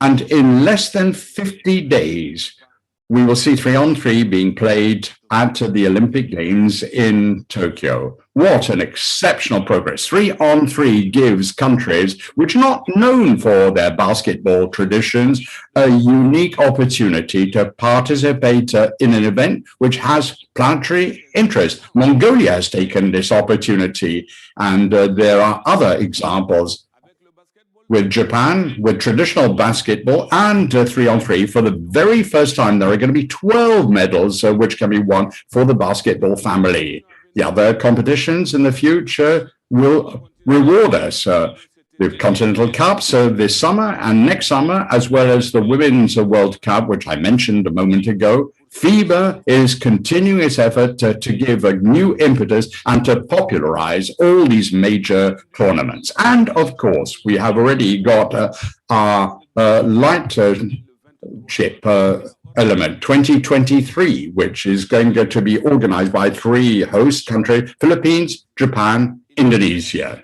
So this is a first for this competition, with a population in our catchment area with 500 million people who are really potential basketball fans, and I'm sure it's going to be a great success for FIBA. I have no doubt that there is going to be a popular success for the World Cup, the one in 2023, either behind the screens or people going to the courts. Dear members of the Central Board, dear friends, what I hope is that over the next few months, we will be able to live moments of emotion in full courts with passionate supporters. And it is in such moments that basketball is magic. Thank you for your efforts. Thank you for your support for the cause of basketball. Long live basketball. Long live FIBA. Together, we are basketball.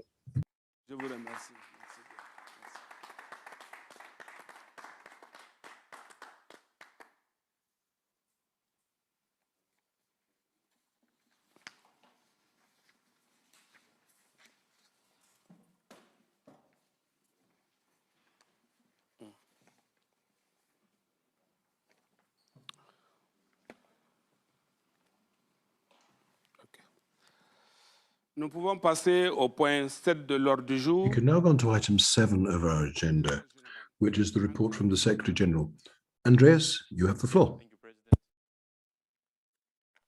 Before I start, dear colleagues, to make a housekeeping note and acknowledge that we have 2 more Central Board members connected. Mr. Carrion and Mr. Carvajosa are now online, as well as a few more federations. We have reached now a number of 157. And thank you all for your patience. We need to also provide excuses in case technical issues are an impediment for the immediate connection. Dear Central Board members, dear National Federation delegates, dear colleagues and friends, this is the 2nd Mid-Term Congress in FIBA's history and the first virtual. During this report, we will look at the work that we have done at FIBA globally, both at the headquarters as well as at 5 regional offices and 2 representative offices. This is the work we all did together since we last met in Beijing. You probably remember, one day before the inaugural match of the FIBA Basketball World Cup China 2019.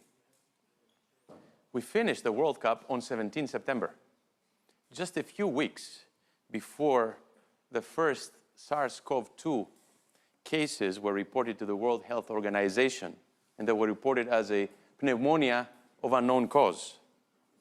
This means that virtually everything that you read in the activity report that you received from us a few days ago, and I hope you have made the most out of it over the last few days.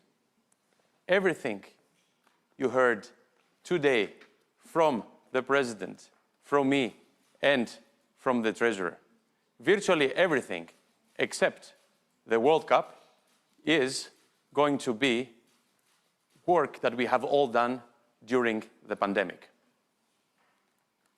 I will therefore invite you to take a journey with me to these last 20 months, almost 21 very regular months of our lives, to reflect, and I hope to feel proud of what we have achieved together as a FIBA family, the Central Board, the zone boards, and the national federations. The structure of my presentation will be similar to the report you approved a few years ago, 2 years ago to be exact, in Congress. We will, of course, see how FIBA reacted in the time of the pandemic. Then we will move and look at how we scored in our strategic pillars. And then we will look at the future, especially the next 24 months. Given that we are not in the same room in several parts, I will have to let the images speak for themselves with the help of a few videos. So we start. The pandemic hit us. And everyone will remember, as the President said, we were perhaps the first federation to suspend international competition. Very difficult decision, tremendously difficult. First time since the Second World War that FIBA has to take such a measure. We're happy for that reflex. We've said it many times in our many Zoom meetings so far. We will say it also today. And our community was grateful. I can still remember the overnight conversations with the NBA that was taking the same measures the same day with us. And we guaranteed that the basketball family suspending competitions all over the same 24-hour period. But what mattered was to start working on how we return. And that, especially in the first period, was difficult. It was difficult because naturally, many of us, several of us, had their reservations. Basketball, certainly in a time of a pandemic, is seen as a secondary matter. And there were many voices saying, we need to be careful. We need to stop. Simply stop. We cannot play. And then we said, no. Certainly, right now, we cannot play. But we have to prepare how to return. And there, we started taking a number of measures. We started showing our reflexes. Because we understood, if we do not play for such an extended period of time, we will lose between 3 and 5 years of growth and at least 2 generations of young players. So what did we do? We deepened our collaboration with the NBA on medical matters. We partnered with the WHO. We retained the services of an expert in epidemiology. And our medical commission showed a tremendous commitment. I would like to thank, in the person of Dr. Harcourt and Dr. Sayeh, chair and deputy chair, in their person, all the members, the volunteers of the medical commission that have really become our guardian angels over the last 18 months. We set 3 priorities together with the Central Board and the zone boards. Protect the calendar, protect the health and safety of our people, and be close to the national member federations. You probably remember that Central Board was meeting when the IOC convoked the President and myself into an urgent meeting for the new dates of the Olympics. We were expecting a large period for us to prepare, but this did not happen. In just a few days, we had the new dates, and we had to react. And the Central Board authorized the Executive Committee. We did a great job with the Competitions Commission and with the zone boards. And in just 9 days, we reshuffled the entire calendar of 3 years of all the senior major competitions of FIBA at world and continental level, as well as our youth World Cups. And immediately, our zone boards, very agile, they programmed accordingly the youth competitions and the club competitions in the continent. That was the first part. The second part was to prepare the guidelines and the protocols. And there we produced two documents, two extremely useful documents. The guidelines, that was step one, when we were still virtually all in lockdowns. The guidelines were used by our federations in English, French, and Spanish to go to their ministries of health or sport and get approval to start training, to start practicing. And we were very happy that many other international federations and bodies asked for a copy, and we, of course, gladly provided it in times of solidarity, as President Bach said. Then the second phase was we now need a protocol on how we come back to play. And this protocol was produced last August, and we managed to have another 4 editions produced over the last 12 months. This was our guiding document on how to protect our players, our coaches, and our officials. As a third point, close to the national federations, we started a very active communication practice. You have probably received every 2.5 weeks, approximately in average from me, a circular letter informing you step by step of what we're doing, not only here, but also in the regional offices, in coordination with our executive directors. What followed, allow me, was close to a miracle. Ladies and gentlemen, you belong to an international sport federation that managed to play in November 2020 78 games among 72 countries and more than 900 players. So 72 national teams last November traveled internationally to play qualifiers. And in February, another 74 countries on all 5 continents of FIBA played for the AmeriCup, the AfroBasket, the Asia Cup, and the Eurobasket qualifiers. All the way to the basket, what a finish! Get out of my house. Oh, what about that? Magnificent! Goes in and makes an incredible floater. Oh, baby! Unreal!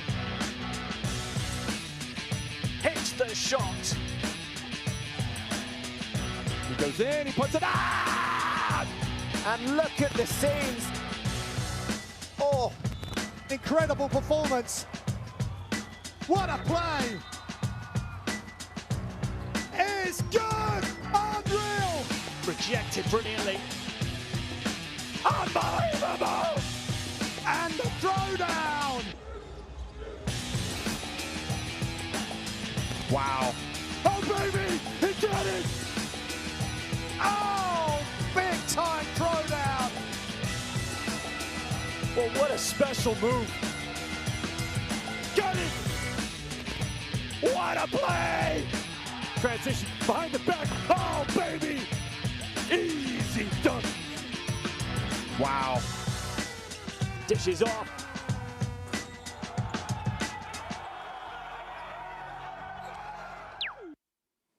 Our players, our coaches, and our officials did all that. Well, most of us were in lockdown and we could not even change the city we were living in or the country. This is remarkable. It may sound anecdotal, but believe me, during this period we performed more PCR tests than the total number of points that our players scored over the time of 2 windows, 18,000 PCR tests. In such moments of crisis, it is, of course, when we say, here is where I count my friends. Here is where I see where my partners are. Are they still around me? And we are lucky to have 2 big strategic institutional partners. The IOC, we were grateful today for President Bach's message and Kit McConnell's address to all of you and the reassurances about the Olympics. Of course, we became much closer partners of this period. You probably remember what a problem it has been for us with the dates of the Olympic qualifiers that were at an early part of June. And the IOC agreed to allow FIBA, to allow basketball to be essentially the last sport qualifying athletes to the Olympic Games, playing later and allowing our leagues to finish their season.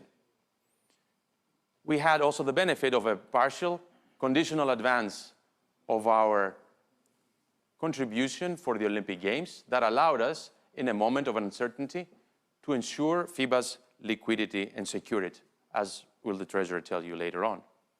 Continuous collaboration on the next Olympics, guaranteeing that we will have the excellent venue of Palais de Bercy for the final phase of the basketball tournament, while the Paris Organizing Committee had to reshuffle a number of sports among its venues. And I must say, full confidence on Tokyo and FIBA with its staff and know-how. Of course, there are discussions on the virtual Olympic series and how this could be combined with our own esports project, and that will be part of the work we will be doing in the following months. The words of President Bach, of course, speaks for themselves for the partnership. And along the IOC, of course, the NBA. In a time that we were putting in place our bubble in Debrecen, Hungary, for the World Tour Masters event, the so-called street bubble, it was at that time that the NBA was becoming an example of a bubble under very strict conditions that can offer a top-level product. And that gave hope not only to the basketball community, it gave hope and confidence to the entire sports community, seeing at the same time FIBA returning and the NBA returning to action. I have to say that the calendar discussion taking place in fall last year was not an easy one. The NBA had to balance a number of different interests, above all, and that is something we share absolutely, the health and safety of the players that had finished late a season. But we managed, through very good rounds of discussions, to have the season of the NBA start early, a good decision by the Commissioner and the Executive Director of the NBPA, Mr. Silver and Ms. Williams, that I would like to both thank, and particularly I would like to thank our Executive Committee member, Mark Tatum, and I can only acknowledge the importance of the contributions of two of our board members, former NBA players, the chair of our Players Commission, Mr. Nowitzki, and the chair of our Competitions Commission, Mr. Garbajosa, that all worked in the same direction. We rowed in the same direction. The NBA season will finish before the Olympics, and for the OQTs, we will have players from 26 out of 30 NBA teams. Basketball Without Borders continued, 20 years and going.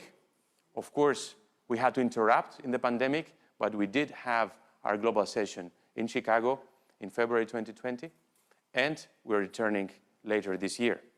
Junior NBA also has expanded its collaboration with our federations, also with referee clinics and coaching clinics in partnership with FIBA. Certainly, the highlight, as the President said, was last month, the long-awaited launch of our first project for a league, the Basketball Africa League in Kigali, Rwanda.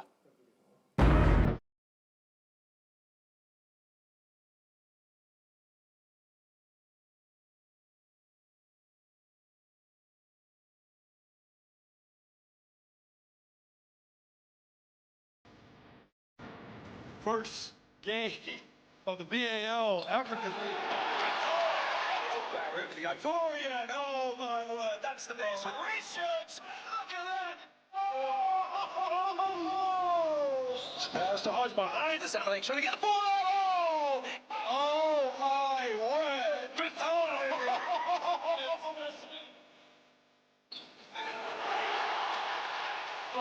Oh, sou muito obrigado. Oh, look at it. Start singing. Oh my word, look at that. Oh.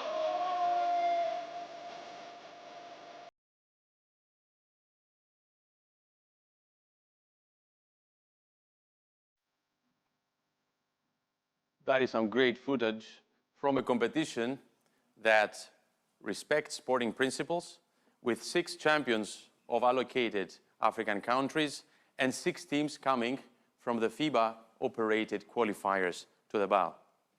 A competition that has strict eligibility criteria to allow more African players to play at the top level in their continent and have no longer strong motivation to go out of the continent since the conditions offered there are very good for them. And of course, FIBA Africa officials in all these games. Our regional office in Abidjan is working very closely with the BAL office in Dakar under the supervision of a board presided by our colleague, President of Africa, Anibal Manave. Our collaboration does not stop there. We will see later on the G League champions playing the ICC, the Intercontinental Cup. We will see also the collaboration on the 2K for esports.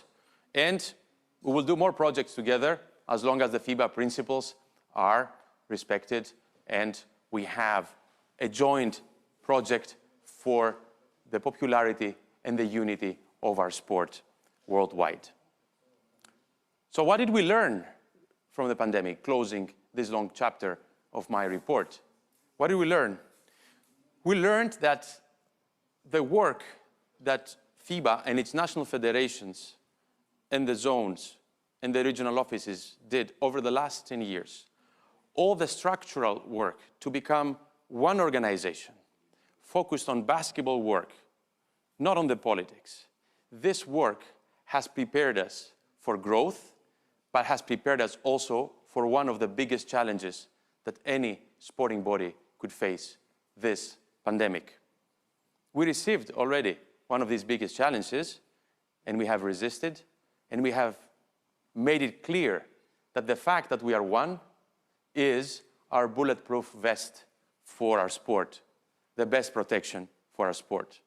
We also learned that from difficult situations you can get advantages, and that FIBA, together with the national federations, have a tremendous operational capacity, delivering events that virtually no other or very few sports organizations in the world can deliver on a global scale, simultaneously coordinated in such a way.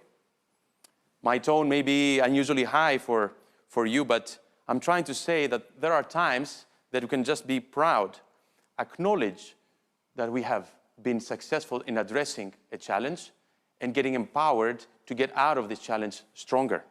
And that is because we are one organization and we're building on it every single day with unity and solidarity.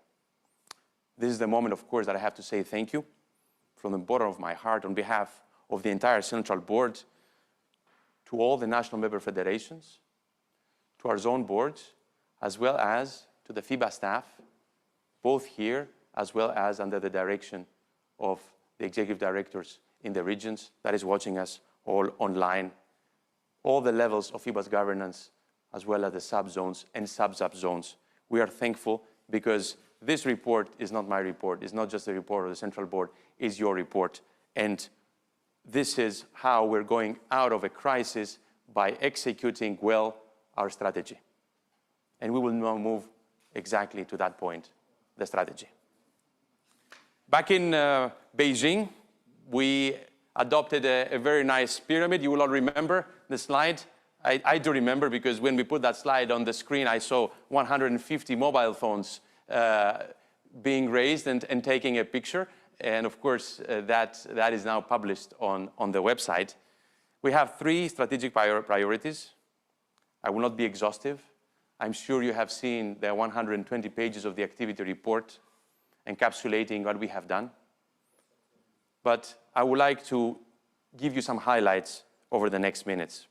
This is work done centrally and regionally in a coordinated manner under the strategic pillars. It is important also to note that the FIBA staff worldwide works under these pillars as well, with dedicated groups that report to the Executive Committee, the Central Board, and to the zone boards. Let's go first with empower national federations. The first goal is to empower the people of our federations, to ensure they have the right skills to really lift our sport to new levels. And this is where we took a decision very fast at the start of the pandemic to change the way we were working. We had to see whether FIBA Plus could work online. We invited, therefore, a European federation, which I would like to thank, the Kosovo Federation. We took advantage of the same time zone and English language, and we did basically a crash course of them on FIBA Plus with strategy and planning. And they really excelled in that. And that showed to us that we can do this. We can do this in different time zones and in different languages.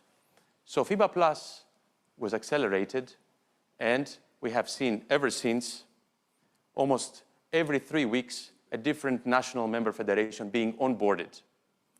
At the same time, we issued the handbook on strategy and planning that has become a reference document in English, French, and Spanish, and for which I thank very much all the positive feedback we have received from all of you and the comments on it, which of course we are working on continuously. A document that is now being used even by certain universities. But that was just one thing. We launched the FIBA Executive Marketing Program, and I can gladly report we have 97 national federations that have registered at least one candidate. Because you know, if you register 2, it has to be 1 male and 1 female from your federation. 97 federations. And of course, not all happens from here. Just to give you an example, the Time Out Project 2.0, financed by the European Commission, thanks to the great efforts of our zone board under the leadership of Mr. Demirel and Mr. Novak, has managed to get financing for another round with a Swiss project supported both by the headquarters and from Munich. And we will have, of course, many more projects to talk to you about worldwide in the few next minutes. That is to say that it's not an accident that our Association of Summer Olympic Sports Federations, international federations, considers FIBA as a case study for its development program. We're glad to have that, but we will not stop here. The real revolution for many of us, including myself, was the popularity of the webinars. The webinars started, I must say, in a somewhat timid way. I still remember our executive director in Oceania, David Crocker, telling us that he was using these tools because of the distances in that continent.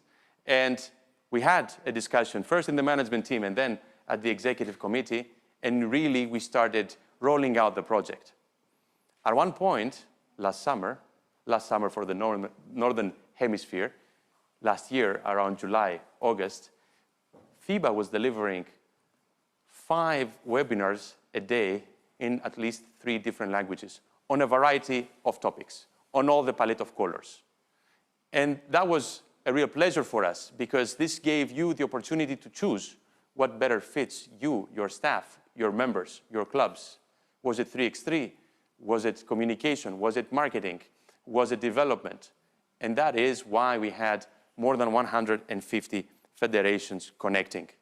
The biggest success, I must say, the WABC seminars with more than 80,000 views in some of them. Now, you will hear from the foundation later how the Basketball for Good programs are going ahead. More than 100 countries already going there. But I would like to mention, following up what we discussed in Beijing, you remember we said FIBA is also making some third-party partnerships in order to help the member federations with new technologies. You know that we have renewed our partnership with Genius Sports for the FIBA Live Stats and the FIBA Organizer, fundamental tools for your day-to-day management of the federation. In Beijing, we announced the FIBA Connected Stadium with Synergy Sports.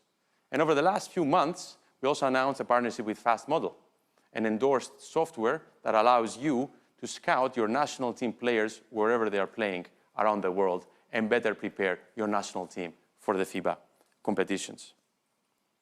What is more important, despite the reductions in the budget that the Treasury will show you later and the defense we had to play on all levels, the development budgets were not reduced, and the development budgets also for 2021 have seen themselves being confirmed in order to support the national federations.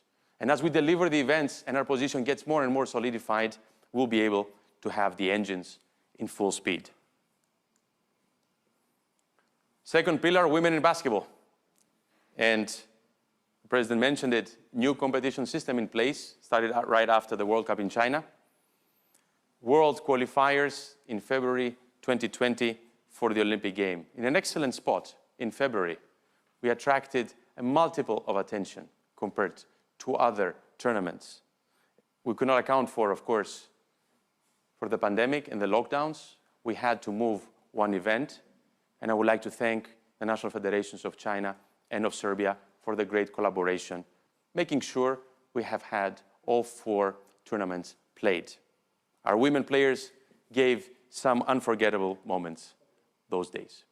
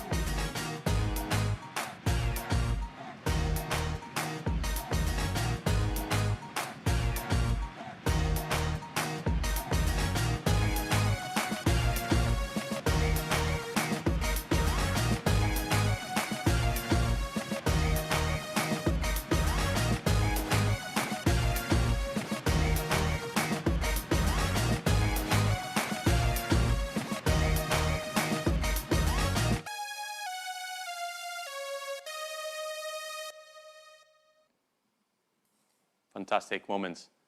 Besides raising the level of the competitions in women's basketball, our central board has taken a number of important decisions, and we will take one more today with the amendments to the general statutes. Of course, in the first phase of the project, it is a lot about numbers. It is a lot about not only just increasing, but multiplying the number of women participating in our sport. We want certainly more referees. And as of this September, with the new officials licensing system, we will have 30% more female FIBA referees. In a few weeks, in Latvia, we will have the first Men's Youth World Cup where women will officiate, something that was long overdue. And a few weeks later, in Tokyo, in 3x3, our 12 referees will be 6 men and 6 women, and the same will apply to all other officials of our 3x3 tournaments. More coaches. Now, for all youth tournaments, a female coach needs to sit on the bench. More players. With a global rollout of the successful European initiative, Her World, Her Rules, we opened for the first time a global promotion project for women in basketball to all 213 national member federations. And we are now reaching a number of close to 100 of all of them participating around the world, receiving financing directly from our headquarters with the collaboration and coordination of the regional offices. Something that we will repeat next year, and we hope next year we really arrive at the number of at least 130 national federations. But not only that, not only more coaches, referees, and players, we need more female administrators, something we see also on our screen today. And here is a picture from one of our last meetings before the pandemic in the Caribbean, with our president in the Americas, accompanied by 4 presidents of federations in the region. Now, the FIBA Adelante, a great initiative, I must say, by the board in the Americas, by the president, and by our central board member, Ms. O'Keefe, has been supported both from here and from Miami, and now has been transferred in terms of know-how to Europe with what we call We Lead. And we really expect the following year to have the rollout in the other continents. I should also, in passing, mention that FIBA Media is having a special program for female commentators, as well as that next year we will have a full female Hall of Fame class honored on the occasion of the Women's World Cup in Australia. We move now to our third strategic pillar, enlarge the FIBA family. And of course, we were aware of the developments in this area of esports. And of course, there were discussions how we do that and how we embark on this project. The pandemic is true that accelerated by a few months our project, but we were really proud to launch, especially at the very beginning where there was no product, no broadcast of basketball games on the screen. There was no basketball around us. And our FIBA media colleagues and our social media colleagues were using all archive they could and maintained incredible numbers on social media. But still, this was archive. We needed something fresh. And we had a mandate from the Congress to bring new members into the FIBA family. So we launched esports. Our MAP, the famous platform for eligibility of players, opened to have check of eligibility for esports players. We had 17 national federations in the first and 60, just 7 months later, in the third esports open. And there was a very good reason for that, as you will see now.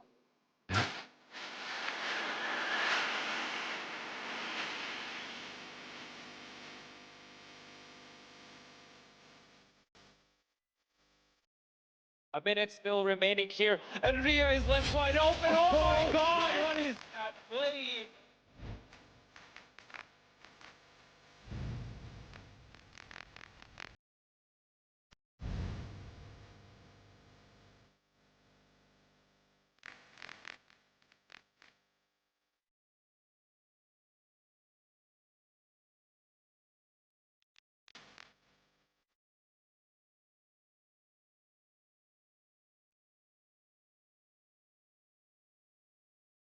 We were particularly pleased to see some of our federations maintain their sponsorship programs thanks to these tournaments of esports, or some of them even signing new sponsors and having more visibility.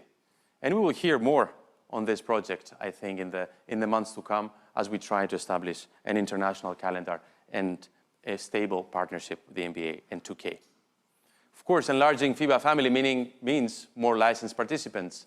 We had really opened the technical delegates category. We're opening other categories, such as the Players' Mentors, a program initiated by the Players' Commission, where every federation, each of you can nominate a person that will receive FIBA training in order to accompany your youth national team players and other really young prospects for elite basketball in your country. At the same time, we're opening licensing in other areas like the 3x3 scorers and table officials, and we expect that we will see other categories in the near future. As part of that, and of course, trying to attract all ages in basketball, we have an agreement in China with Baumann, which is really an innovation in terms of trying to have an initiation process for the very, very young members of our society into our beloved sports from ages from 3 to 8, where other sports have already been active in. And I must say, that is where we need to do quite some catch-up. But enlarging doesn't happen only through our organic route, through our normal ways of doing things. We have to innovate. And innovation means an innovation hub that is part of FIBA's equipment and venue center that changed dramatically the way it has been dealing with the manufacturers. Why? Because now we have more than a dozen of FIBA-accredited laboratories around the world, FIBA laboratories that test the equipment that is allowed in the FIBA competitions, and more than 100 manufacturers of all types of basketball equipment, making the FIBA stamp a stamp of quality and safety for everyone who buys a product or who accepts to play on a specific surface or with a backstop or with a ball in his or her hands. More than 500 different products now of basketball being managed by our FIBA Equipment and Venue Center. On the media and communication side, we have remained a top scorer, if you allow me the expression, FIBA being #1 federation in Facebook in 2019 and constantly in the top 5 among all Olympic sports. And for those of you that received perhaps a circular of mine a few days ago, please do not forget the .basketball project for your websites and those of your clubs and your leagues that guarantees that we all have a .basketball domain name, a reference of belonging into the FIBA global basketball community. We move now to what are other strategic pillars, and I will take them in turn, of course, with 3x3. That was our priority for the previous term. In 3x3, a tournament-based discipline, where we saw in the year of 2020 almost all the tournament-based disciplines essentially canceling the entire season, our season of the World Tour was saved, and I would say in a remarkable manner.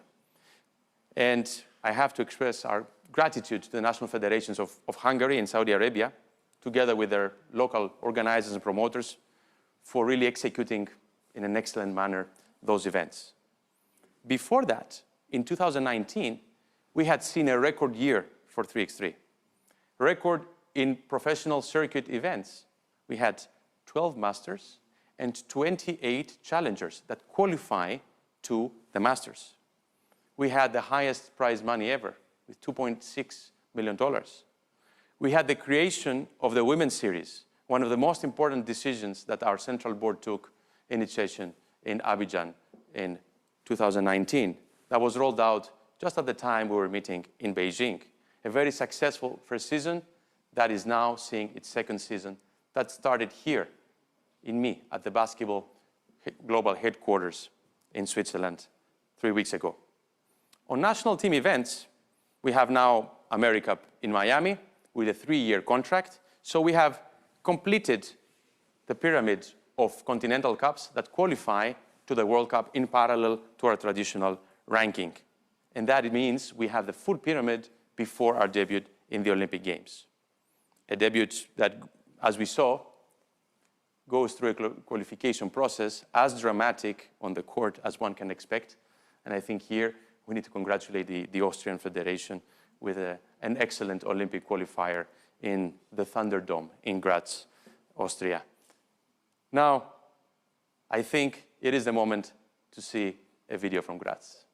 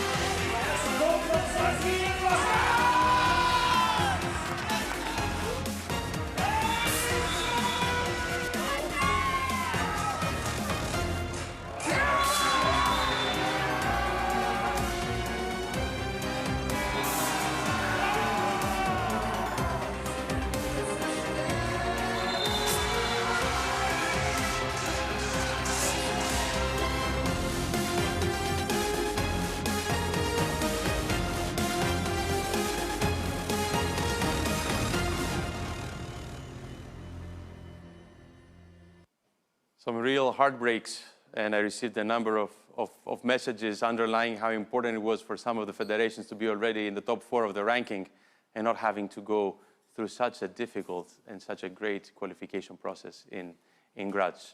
So, dear colleagues, these images, of course, come together with some record numbers of participation on our global platform, the Play 3x3 platform, what we used to call the Planets.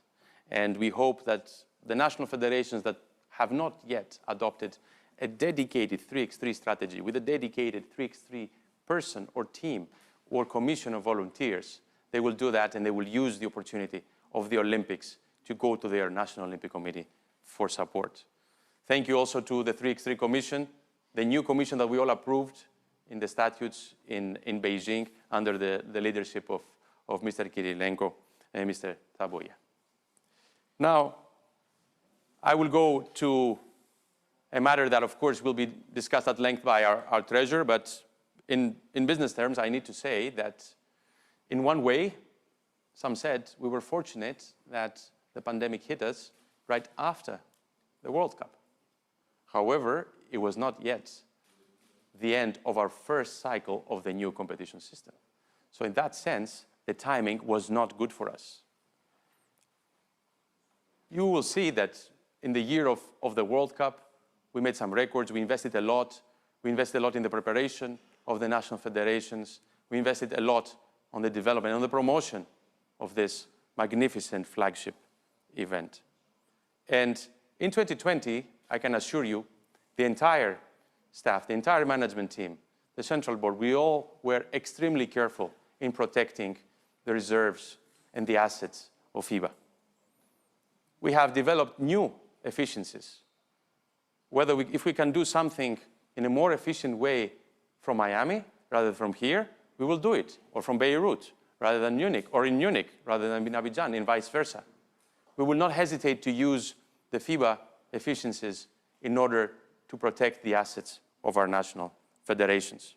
And in this process, I can only thank FIBA Media, FIBA Marketing, our partners, DAZN, and InFront, for their commitment, their trust in FIBA, their continuous support, and the excellent way that they have managed all the partnerships, both on the broadcaster side as well as on the commercial side.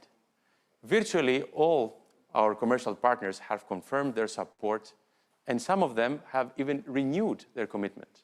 It was incredible that we had signature ceremonies of renewals that I couldn't attend, and also the president couldn't attend because we were in lockdowns and we had no events. But still, our partners said, we want to continue with FIBA. We want to continue supporting your national federations for the long run. And you will hear at the end of today's Congress a warm message along those lines from the longest global partner of FIBA, Molten. Of course, there will be disputes, there will be problems, there will be opportunities for some to renegotiate contracts, and we will defend the interests of our members in the best possible way. But as I mentioned earlier, now we have a summer of delivery, and following that, we will be in a better position to really measure ourselves and how we scored also financially with the pandemic. However, the message is that we have a very strong and solid position right now. Speaking of a strong and solid position, here are some projects that make us every year feel a bit more proud. Our international club competitions. An area of a lot of activity, I must say, marked certainly by the launch of our new competition in the Americas. Following our European example of close collaboration between national federations under FIBA and national leagues together, not only we launched the BCL Americas, but our regional office in Miami and our BCLA board, with our dear Horacio as the chair, completed two editions of the BCL Americas in a continent that, as you have seen, very few, if any, international team sport competition has been able to be concluded.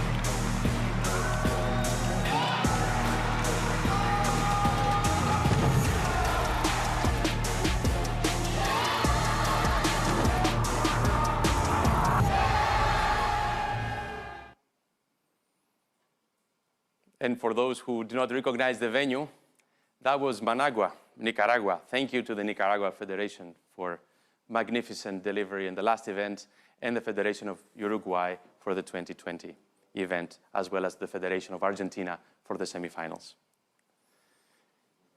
We also saw the elevation of BCL, the Basketball Champions League, with teams from 37 European countries, a truly pan-European competition.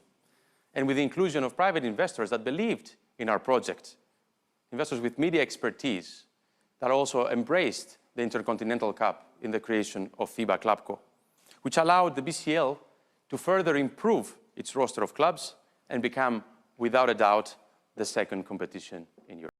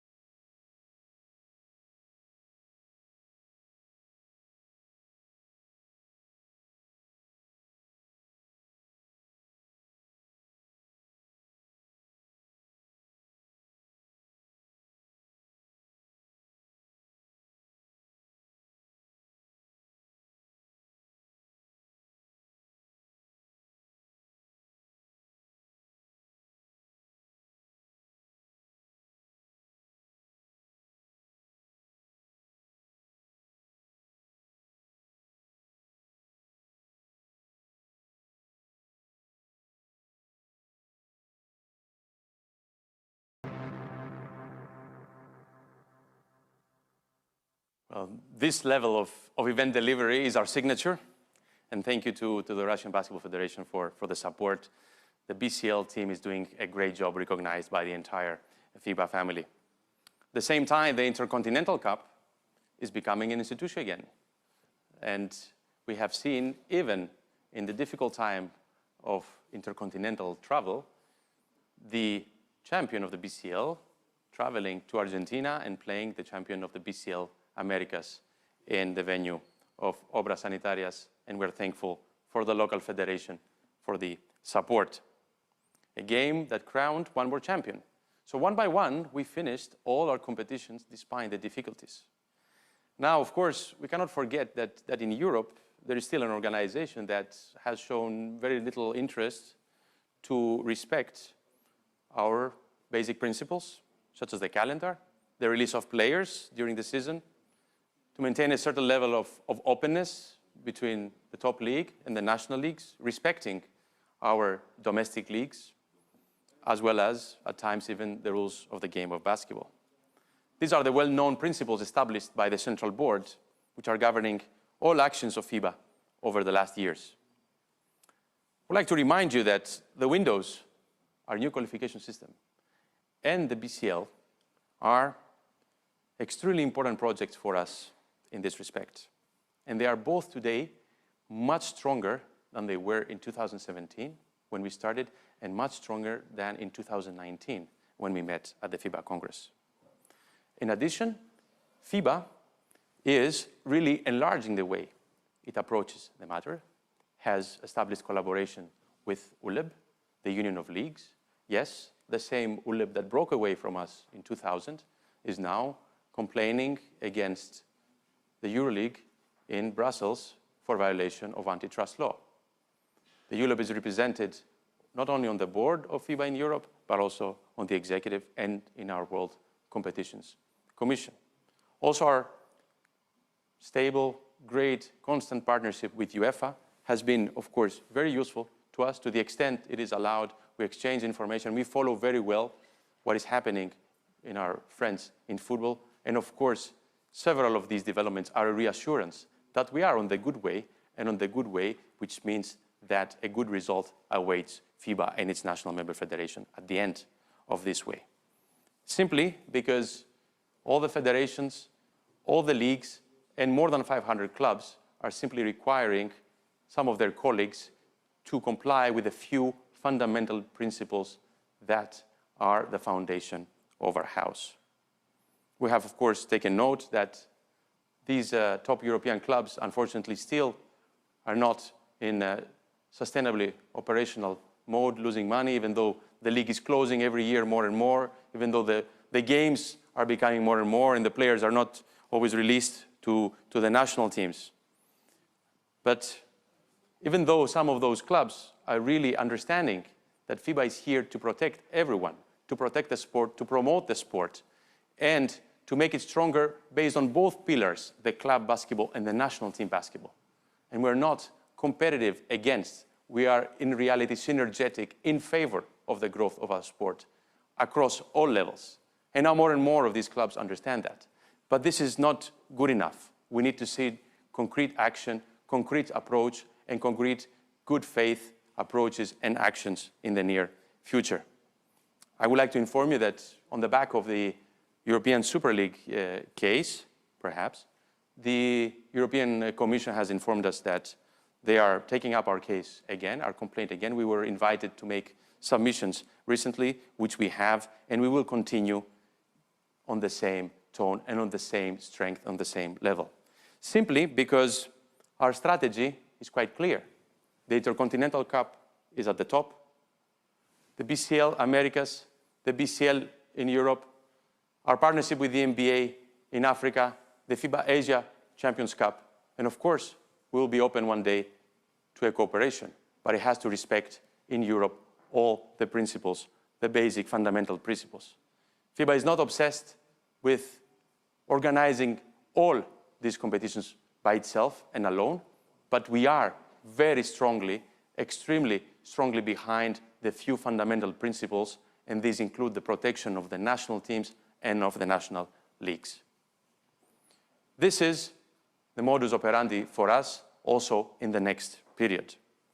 And this because we need to upgrade even further our competitions, because these competitions are really bringing the sport to a next level. And that is the excellence of FIBA competitions.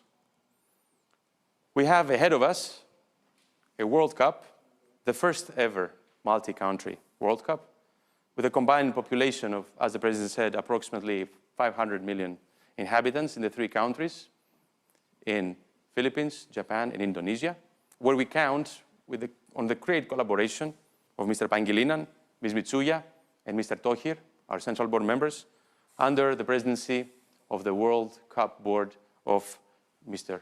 Carrion.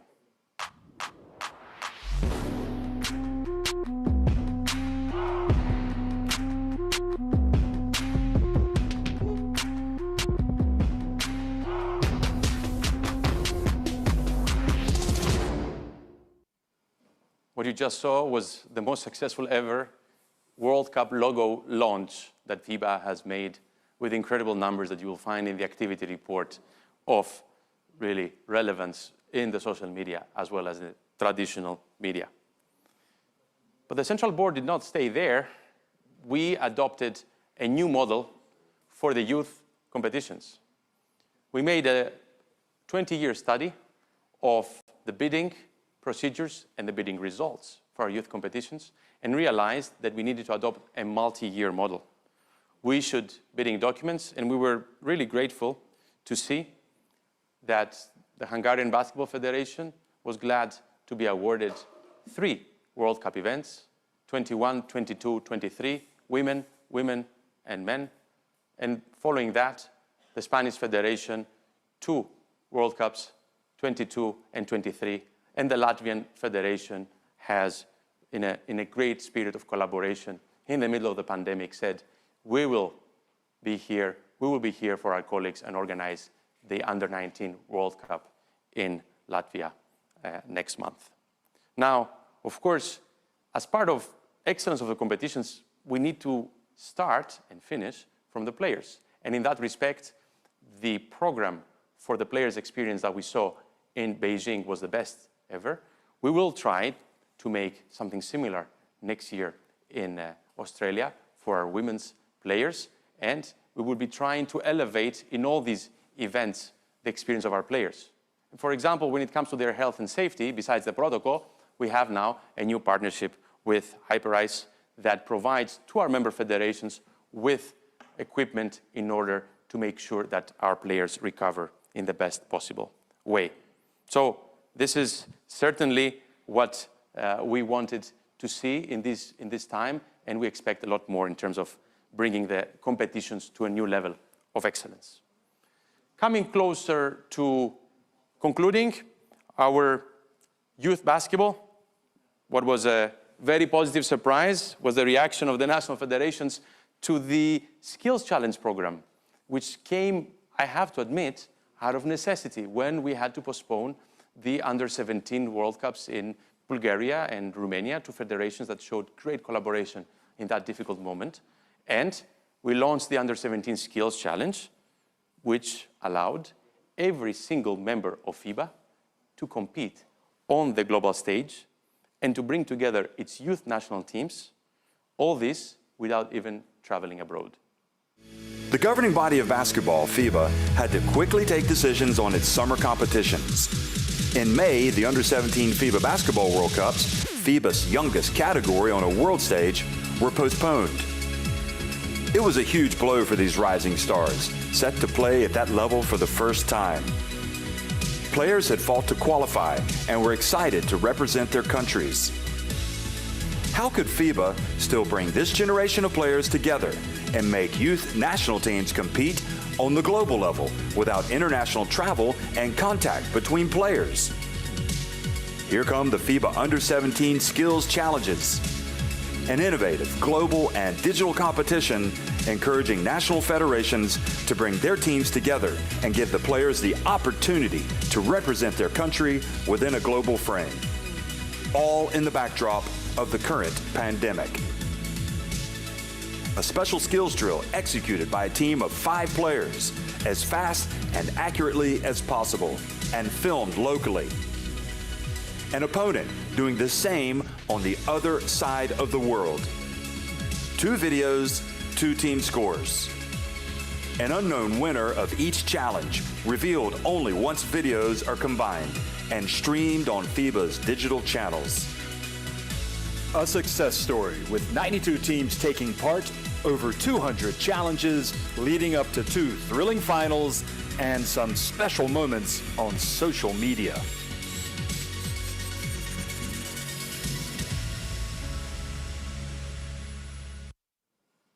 And this year we continue with the Under-15, and we have some great debutants ready for the global stage in October. No matter how small a country you are in the Skills Challenge, you can be a world champion. Now, on the youth basketball development, it is the moment for us to acknowledge, in particular, the many, really many activities of our zone boards, of our regional offices. But before that, I would like to make reference to some important amendments that the Central Board took a couple of months ago in its last session to protect the young players, to protect their national federations that invest in producing new talent, in developing new talent. Changes of national status now become more difficult for players who transfer as basketball-related transfers. Now, we will see these players not being able to play for a new country until they are age of 23, for example. We will see the compensation mechanism being fairer in favor of the federations and the clubs that developed the talent of the players. And I have to thank at this point the Legal Commission, the Chairman Aga, Francisco, the Deputy Chair, Mr. Ramos, as well as our Central Board member, Mr. Ciutat, that worked with us on all these changes, and of course a very experienced team of eligibility here in the headquarters. Now, of course, you see on the screen a beautiful picture. You don't often see the FIBA logo or the FIBA name in the middle of a jersey, and that is because the youth development camps in Americas have seen really good development. The same was with bowling schools in Asia, a program that is expanding every year to more national federations. Or the Under-14 Get-Together and Youth Development Fund, financed by the European Regional Office, which guarantees that our members in Europe can play annually youth competitions. Or the way that Oceania has been supporting the national federations with development officers in every national federation and uses basketball for wood in an exceptional way. And of course, what the foundation, together with our regional office in Africa, is doing with youth leaders and programs across the continent. Now, dear colleagues, allow me to look ahead, to go and look what is our short to mid-term delivery and objectives. This is a slide full of competitions. This is our homework for the next months. The next months where we have to deliver no less than 15 senior major events in basketball and 3x3, starting from the Continental Cups for women, Eurobasket women and America, Spain, France, and Puerto Rico. Continuing with 4 Olympic qualifiers in Croatia, Serbia, Canada, and Lithuania. Of course, our Under-19 World Cup in Latvia, the Tokyo Olympics, and after that, 4 Continental Cups, men and women in Africa and Asia. And of course, our Continental Cups in 3x3 and the entire World Tour. This is certainly a moment of delivery. This is certainly a moment where our operational engines need to work in full. And of course, a personal, if you allow me, request is that the many of you that will visit events this summer really comply with the protocol and with the measures, because we are the ones, the leaders of the federations, giving the example to all others, from the fans, to the media, to our own players and officials, in complying with these standards, in order to make sure that, if possible, we have 0 infections in the FIBA bubbles. That will now hit a 3-digit number. We have already hit the 90, as the President told you, and before the Olympics, we will have arrived to more than 100 bubbles globally. When it comes to the 3 strategic pillars, looking ahead, together with the FIBA Plus, we will create an umbrella, a simple platform for us to share all the webinars that we will call FIBA Academy. And that is where the Central Board and the Executive Committee, together with the zone boards, they will be approving from time to time new projects for the empowerment of federations, in order for you to know there is one place for you to go, regardless of which FIBA office delivers this program to you. There is one place for you to go and select what is better. Is it management, education? Is it research? Is it other matters? There will be your reference point. It is certainly more a technical change, but I do believe that will have a drastic impact in how all of us prioritize our strategy in the federations and give to our people the best possible tools. When it comes to women in basketball, you will receive on Monday the Global Women in Basketball report with more than 185, in fact, 187 countries having contributed to it. This is our first really measurement of where we stand with women in basketball. It will be circulated on Monday, and they will be our benchmark for future actions. And one could say that the next 14 months from now until the World Cup, where we have Olympics, all the Continental Cups for women, World Cup qualifiers, and the World Cup, are the 14 months that can become the trampoline for women's basketball worldwide. And I'm sure all our hosts will do the best they can in order to promote women's basketball at its best. When it comes to enlarge the FIBA family, we discussed already the actions in terms of esports, further collaborations that we will make in order to have more licensed people and to approach also organizations out there that are doing a lot of work with events, be it the school movement or the university movement with which we have standing collaborations. We will do more with them. And of course, I know that some of our board members at the same time have said, don't forget the masters movement. We need to enter into that area sooner or later as an international federations. But what is very important for us is to rebound with the licenses we have lost during the pandemic. Because certainly in many countries, we know the statistics, some of the players may not renew their licenses. And these are the ones we need to bring back first to our sport. Allow me to conclude, ladies and gentlemen, dear colleagues, by saying we need to be proud of the work we have all done. We need to feel empowered by the achievements. We need to feel really inspired by the strength and the unity and the solidarity of the basketball family. And we really need to look forward to delivering great events and implementing our global strategy. I could therefore, looking also at the image on the screen, not find a better way to close my presentation, my report, your report, with the brand new, wonderful FIBA Women's World Cup trophy. The world champions. Yes, you're number one, all right. They are the best in the world.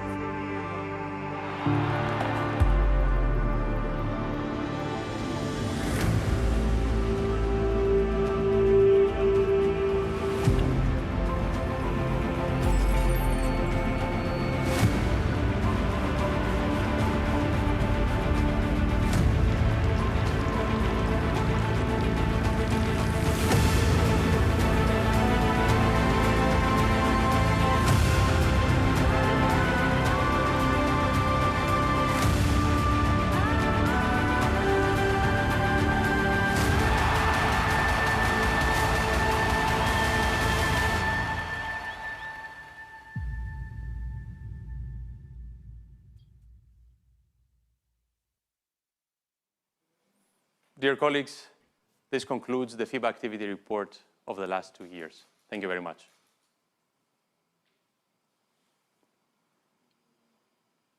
Merci. Thank you. Thank you very much to Andreas, the Secretary General. Could I ask if there are any questions? Do delegates have any questions about this report?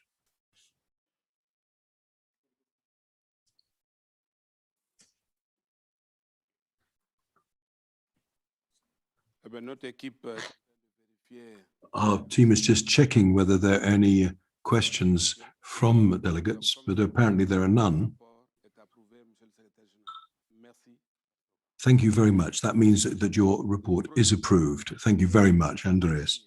The next point is the Treasurer's report. So it's my pleasure to welcome Ingo Weiss, our Treasurer. So you have the floor, Ingo.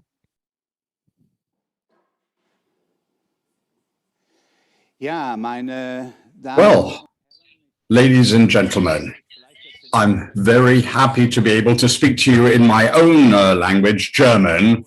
At least you can hear a different language, and I'm happy that I have an opportunity to tell you something about FIBA's finances. Now, it's not been an easy time. We've heard that on a number of occasions during a pandemic. Finances are so important. And that is why I'm happy that right at the beginning, I can tell you that the finances of FIBA are stable, that we are secure, and that we will continue to be able to support our zones and our institutions. So we will be able to help our national federations and the clubs. We will be able to continue to be able to maintain our basketball activities at what I believe is a very high level. I'd like to start with some word of thanks. I'd like to say thanks to these people for the support. First of all, let me say thank you to the zone officers and to the regional directors, people who on site worked with the administration and with the different office staff, and they really helped us to really keep FIBA going as one FIBA. Thank you. That is particularly important in a difficult time. And thank you also to our partners and sponsors who have handled us with great fairness, who were open to the problems and who had a very favorable position vis-a-vis FIBA. Thank you to the various finance commissions in the different regions and zones. They've had a lot of in-depth discussions also with us. Thanks also to my own finance commission, because they've done an excellent job of work, and they really gave us excellent advice and always stood by our side. A particular word of thanks also goes to the FIBA administration here in Geneva, where all the threads come together and where at the end of the day, you've got the final reports that have to be produced, and how we can decide on the future, how we can prepare our budgets for the future. This is what is decided here. So let me just take you into the finance world of FIBA, and perhaps I can give you a little bit of an in-depth view. The General Secretary, I believe, gave you a very good and comprehensive report, which reflected the financial situation, because everything that is being done because we have this strong financial situation. Now, during this pandemic year, we took a number of different measures. Those measures were taken in order to safeguard ourselves. We wanted to be able to ensure that we could provide the necessary protection to our staff. We facilitated the use of home office work. And in a number of different areas, we had programs for furlough programs. And I can tell you that we're very, very proud of the fact that we didn't have any layoffs due to COVID-19. That was very important for us. And another important and very clear point, we took a number of cost reduction measures. We had to, of course, freeze salaries. There was no bonus for 2020, unfortunately, but I think it was important that we make that solidarity step. So thank you to everybody for that. Finance measures. Well, first of all, we needed to protect our assets and reserves. First of all, we've got the basketball house here in Me, and we've also got our properties in different parts of the world, and we needed to protect our reserves, as I just said. We've had proactive discussions with our media and marketing partners. We've tried to optimize our payments and taken a number of cost reduction measures. And we've also had a number of very positive discussions with the IOC and the Swiss government, particularly at a time when we didn't have any events. And when there are no events, obviously we don't have any income. And as a result of our discussions, we really had some very important discussions. Let me say something about our strategy.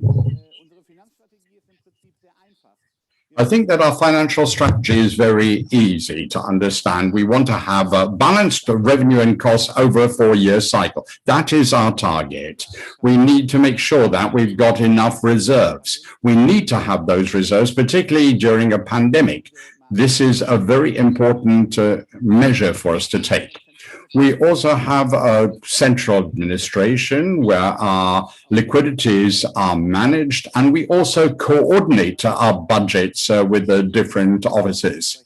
And I think that that is an important task. Our procurement policy, you heard in the Secretary General's report, of course, we have to look and see where we procure what we need. And it doesn't have to be in Switzerland. If we can find a place where we can procure things at a cheaper price, we do so. We've got a new FIBA finance organization, which is now being put in place. So we've got a new finance strategy, which has been implemented, as you've heard. We have a single finance team across the whole organization globally. And Patrick Marier is heading up this team together with Patrice. They're doing an excellent job, and they work very well with me. And I must say, I have a great fun working with them. We also have harmonized our tools and processes and our financing model, which is being used in our different regional offices as applied. And I think that we can say a big word of thanks to the regional directors. Now, if you look at the world on see how many offices we have on the map here, in Americas, in Miami, in Africa, in Abidjan. You've got the House of FIBA in Africa, which was built in Abidjan. We're very proud of that. And in Beirut, we have an office which is very, very good. We've got an office in Singapore where David Crocker organizes the World Championships. We have our China office. There is a lot of work that needs to be done after the World Championships, which took place in China. And then we have Oceania, which is also a very important aspect for us, particularly as we look to the important events that will be taking place there. And in Europe, we've got the headquarters here in Me, then we've got FIBA Europe, and we've got regional offices here in Switzerland as well. So all these offices have to be managed, of course, and of course you've got to be able to communicate with one another. Sometimes it has to be done on a video platform, but I hope at some point we'll get together and we'll be able to have face-to-face meetings again. Now, let me just show you figures. You have all those figures in your activity report. It's on page 77, and you'll be able to see for yourselves what the figures are. I'll take you through them quickly. Current assets are indicated here. They have fallen a little bit compared with 2019, and then we've got depreciation on our fixed assets. Obviously, that's precisely what we need to do in a difficult situation. Then we have liabilities and we have our own equity. The figures for 2019, you've got the figures indicated on the table. You've got 36.4 in 2019 for fixed assets, 32.9. So we saw a reduction in our fixed assets because of the organization of the World Championship. Then we have liabilities. They have stayed more or less stable. And then we have our equity capital and we have our reserves. Now, the equity capital has fallen somewhat, but that is normal. It is expected, and it was also due to the measures that we have taken in the recent past. Now, look at this table.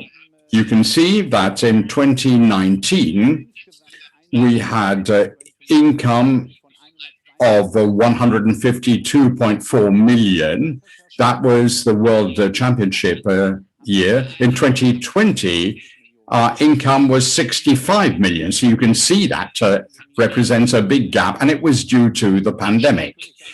Then you can also see the expenses. In 2019, we had more or less a balanced situation. We even had a slight surplus. And in 2020, we had to draw on our reserves somewhat. And that is why we had to withdraw about 13 million from our reserves in order to be able to secure the budget. These are measures that were taken in 2020. This is a positive result overall. In fact, we can be proud that even during the pandemic, we were able to keep all the promises that we made, that all the activities we had promised were implemented. And that was for us a very, very decisive point. And after the World Championship and after the big income we had then, we fell back to a lower position. But I think we've been able to keep the pot filled up, and we've been able to continue thanks to the fact that we've been able to draw on our reserves. Now, here we have a rather nice picture, and I hope you will enjoy all the colors here. You can see where all our income and expenditure are channeled. We've got about 41% media rights and sales. Then we have sponsorships, 29%, and that gives us then different sources such as penalties, competition, and other payments which make up our total revenue. I think it's also interesting to look at this, which is our expenses. I think it's important that you see where our expenses lie. We have obviously a number of events which we needed to organize and which needed to be planned in 2020. Then we've got our administrative expenses. I think that they're relatively low. It represents only about 10% of our total outgoings. So you can see that these are our general expenses. But I can tell you that we're very happy that all the things that are being done in our offices is something that is quite reasonable, and we're not really exceeding more than 20% of our total costs. So we're actually spending the most money in our main office in Mead. I think that's all I wanted to say. I wanted to give you a general overview of the financial situation at FIBA. I can tell you that I'm very pleased that we have a very good administration and we've got very good financial management in FIBA. We don't have any problems. And thanks to our reserves, we've been able to continue working throughout the pandemic. Thank you to all the staff in the administration. They've been very disciplined over the last year. They've been very careful and husbanded our resources. We didn't have any unnecessary expenditure. So we weren't spending any money wastefully at all. And that is something that really pleases the treasurer that I am. So I'm looking to the left and to the right because I'm not meant to be talking to you for too long. So I will stop because I've been asked to do so. Thank you very much. I wish you a very good time. And I hope that we will be able to meet in person soon, because I think it's much nicer to meet in person than to look into a camera and to see a screen. It would be nicer to be able to have a coffee with one another and to have a chat. Thank you very much and all the best. Merci bien, Mr. Ingo. Thank you, Shen. Thank you, Ingo. I think it's very good to hear that despite the pandemic and the crisis that we've gone through, we have a very robust basis and that we can bank on a sound finances so that we can actually carry out our mission. Ladies and gentlemen, can I ask, do you have any questions that you'd like to ask after hearing the financial report? Any questions on the financial report?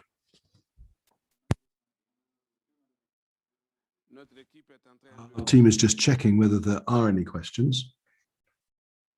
Yes? I think there are two questions.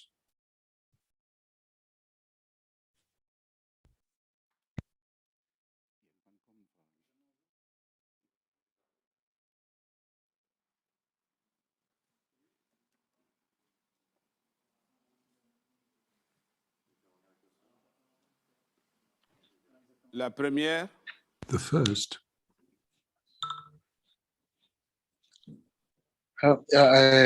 His Excellency and all the World Basketball Federation. I just have a little, a word to say that for me, I'm highly impressed by the development of basketball in the world.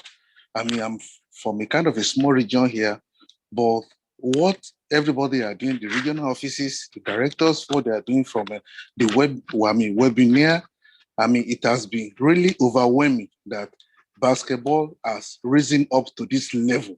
We are getting up to that level of getting to where football is. With the whole basketball community, it's highly impressive. And we are on the, we are down on the street, kind of looking at what is happening, but basketball is taking a new shape. And for me, I want to commend the leadership of the World Basketball Federation, the Secretary General, the President, and all the basketball family for all the wonderful job you have been doing. We have been impressed, and the effect is basically, around the world that we are seeing. So basketball is moving to get to that top of, to that level of football. So I just want to express my appreciation, to the basketball world, to the leadership of basketball, to Andre, what you have been doing, to the executive board, to all the members that you have been doing. You are doing a marvelous job, especially during this pandemic. Thank you and thank you. Merci beaucoup. Thank you very much. Thank you, my good friend.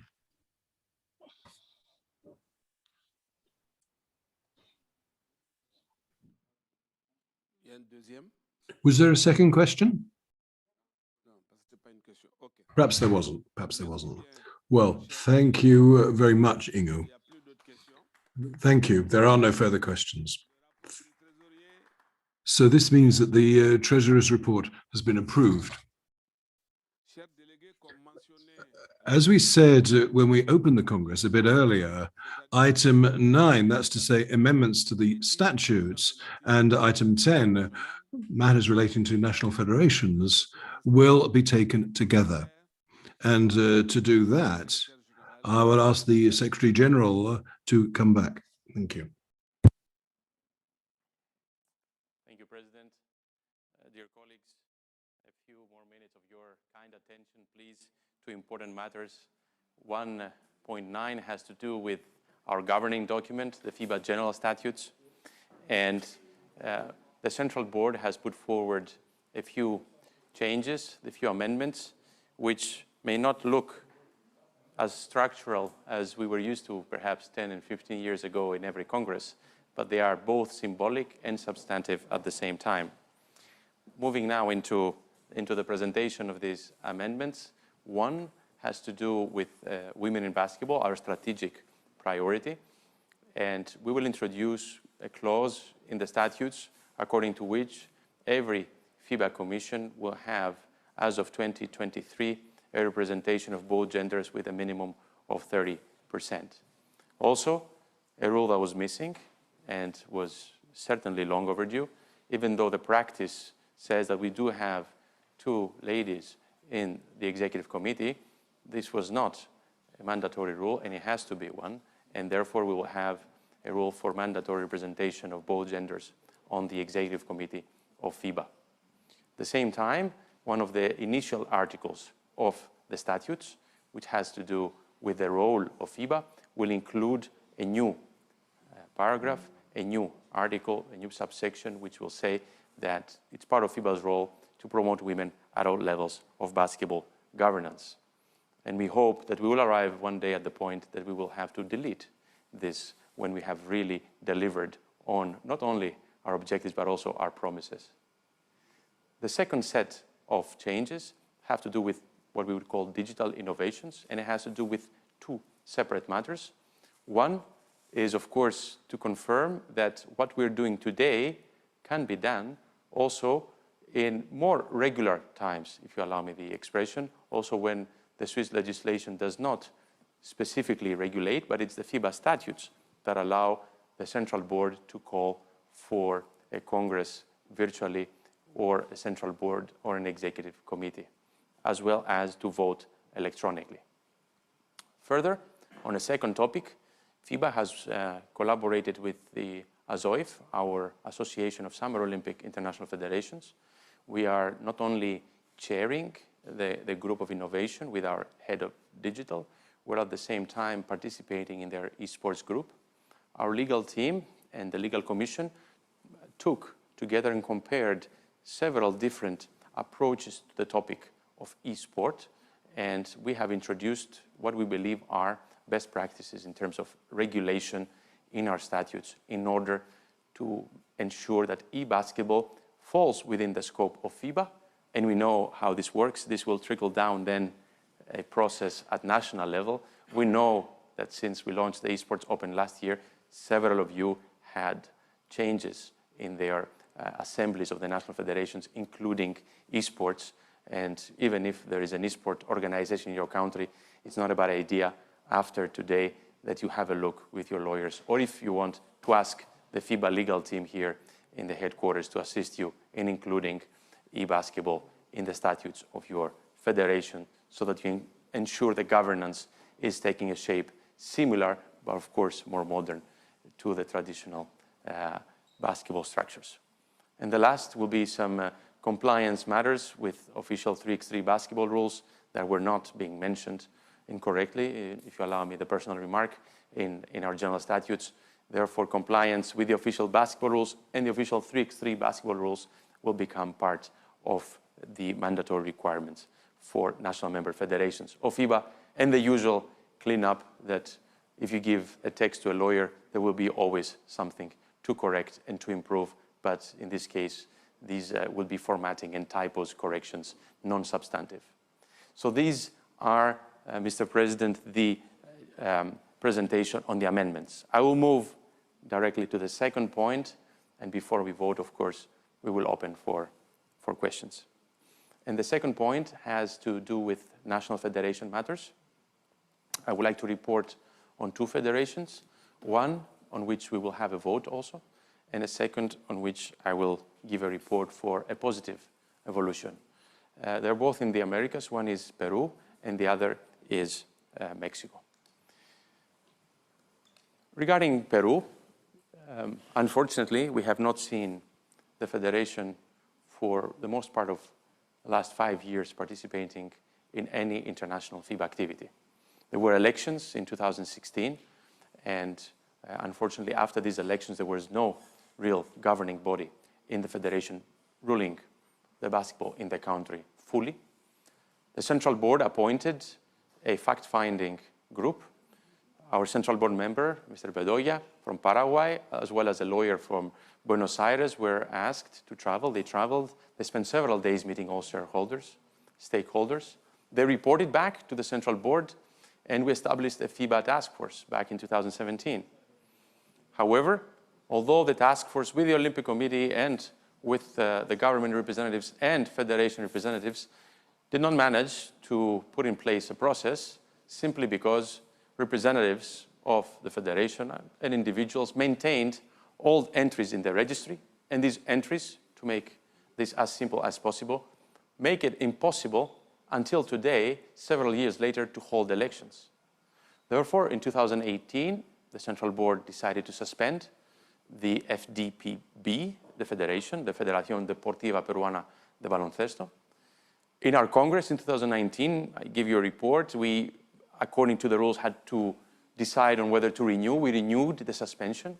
And unfortunately, since then, all efforts to normalize the situation in the federation, especially before the Pan Am Games, which were being held in Peru, in Lima, failed. And after the extension of the suspension by the Congress, there have been no less than 4 different working groups created by the government, which have failed to date to organize elections. And there has been no international activity and no communication at the international level. However, there is basketball. This is a country that had a big tradition, especially in the first decades of existence of FIBA. And the Central Board discussed at its last meeting in March and decided to propose to the Congress that we need to move on. We need to unblock the situation in that country. We need to disaffiliate this national member federation in order to allow the existing and quite active basketball stakeholders in the country to form a federation, which we will invite them to do, and quickly come back to become members of FIBA so that we maintain our 213 number, except for a few weeks, I hope, of our national member federations. So the proposal from the Central Board is to expel the FDPB, which is the federation that has been having serious governance problems since 2016. It has not had election for almost 5 years now. And of course, if that is done, we will take a mandate from you, the Congress, in order to contact the Peruvian government, the Olympic Committee, and the stakeholders of basketball in order to have very quickly the 10th South American member of the subzone and the 43rd National Member Federation of the Americas back into the FIBA family. So, Mr. President, I think now it will be the moment to see if we have some questions. And with your permission, I will request, thank you very much, the members, if there are any questions on point 9 on the statutes amendments that we will vote en bloc, as we did in Beijing, and or on the issue of Peru regarding the disaffiliation. And a few words about Mexico, I will tell you in a few minutes right after the vote. Do we have any questions? The floor is open. No. Okay, thank you very much. Therefore, we can proceed with a vote. This is an electronic vote. I know that we have 157 right now online.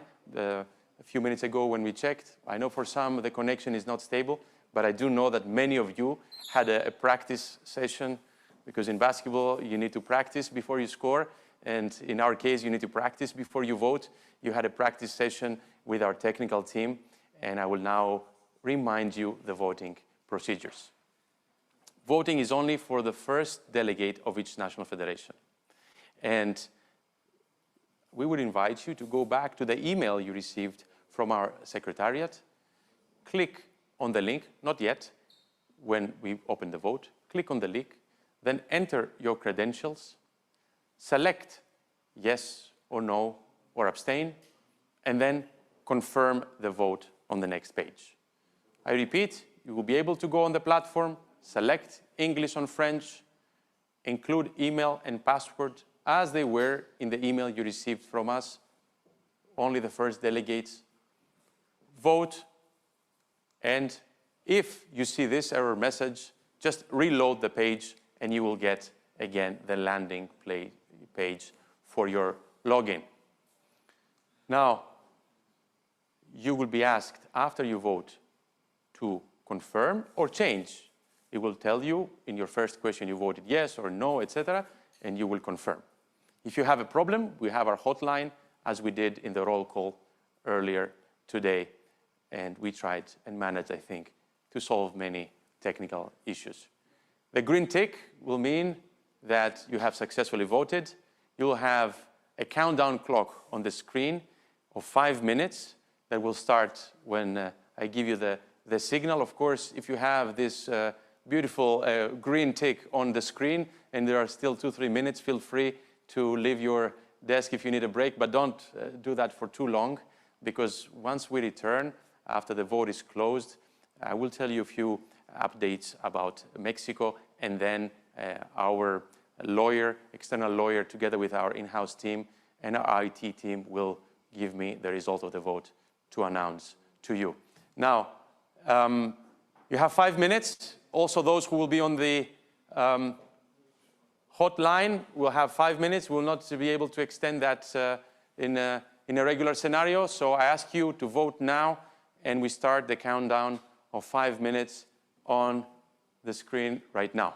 Please, our technical team, start the countdown, some light music, and I hope you can focus now on the screen in front of you.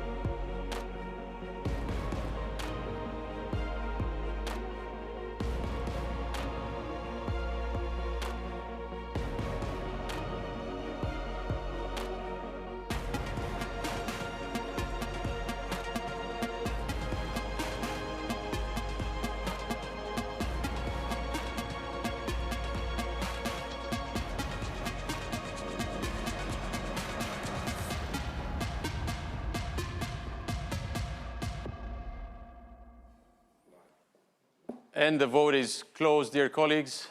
Dear delegates of the national member federations, thank you very much for your active participation. I have to say that the moment the sound was cut, I was informed that we have 161 colleagues online representing national member federations.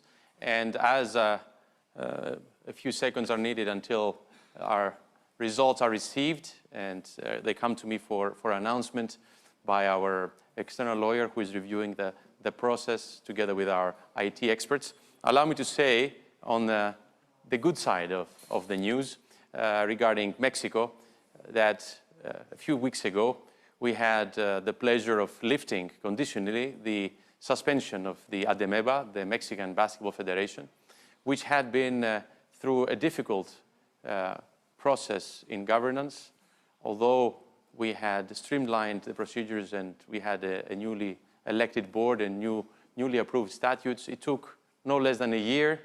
It took no less than a suspension, a series of legal procedures that were all rejected against the federation's petitions and in favor of FIBA, in order for us to be able to convince the federation that these statutes that its own members had approved were the correct ones for the governance of the sport in Mexico, and the compliance with the requirements that the Central Board had approved on governance, financial, and sporting requirements as per the FIBA General Statutes will remain the guidance.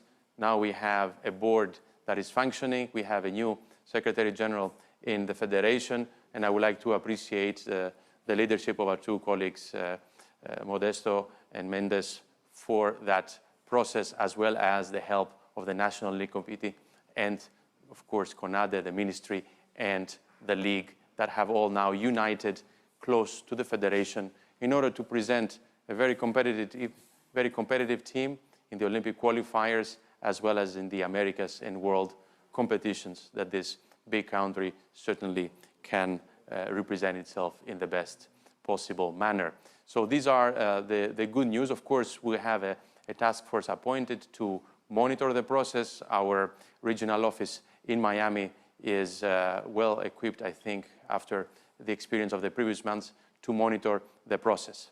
And with those remarks, and as I'm waiting for the results, I would like to ask if on this last topic that I presented of Mexico, there are any comments from or questions from any colleague in order for us to be able to proceed with the announcement of the results of the voting process.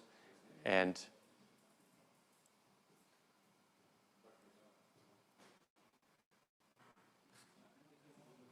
we're now going through all the screens. Yes?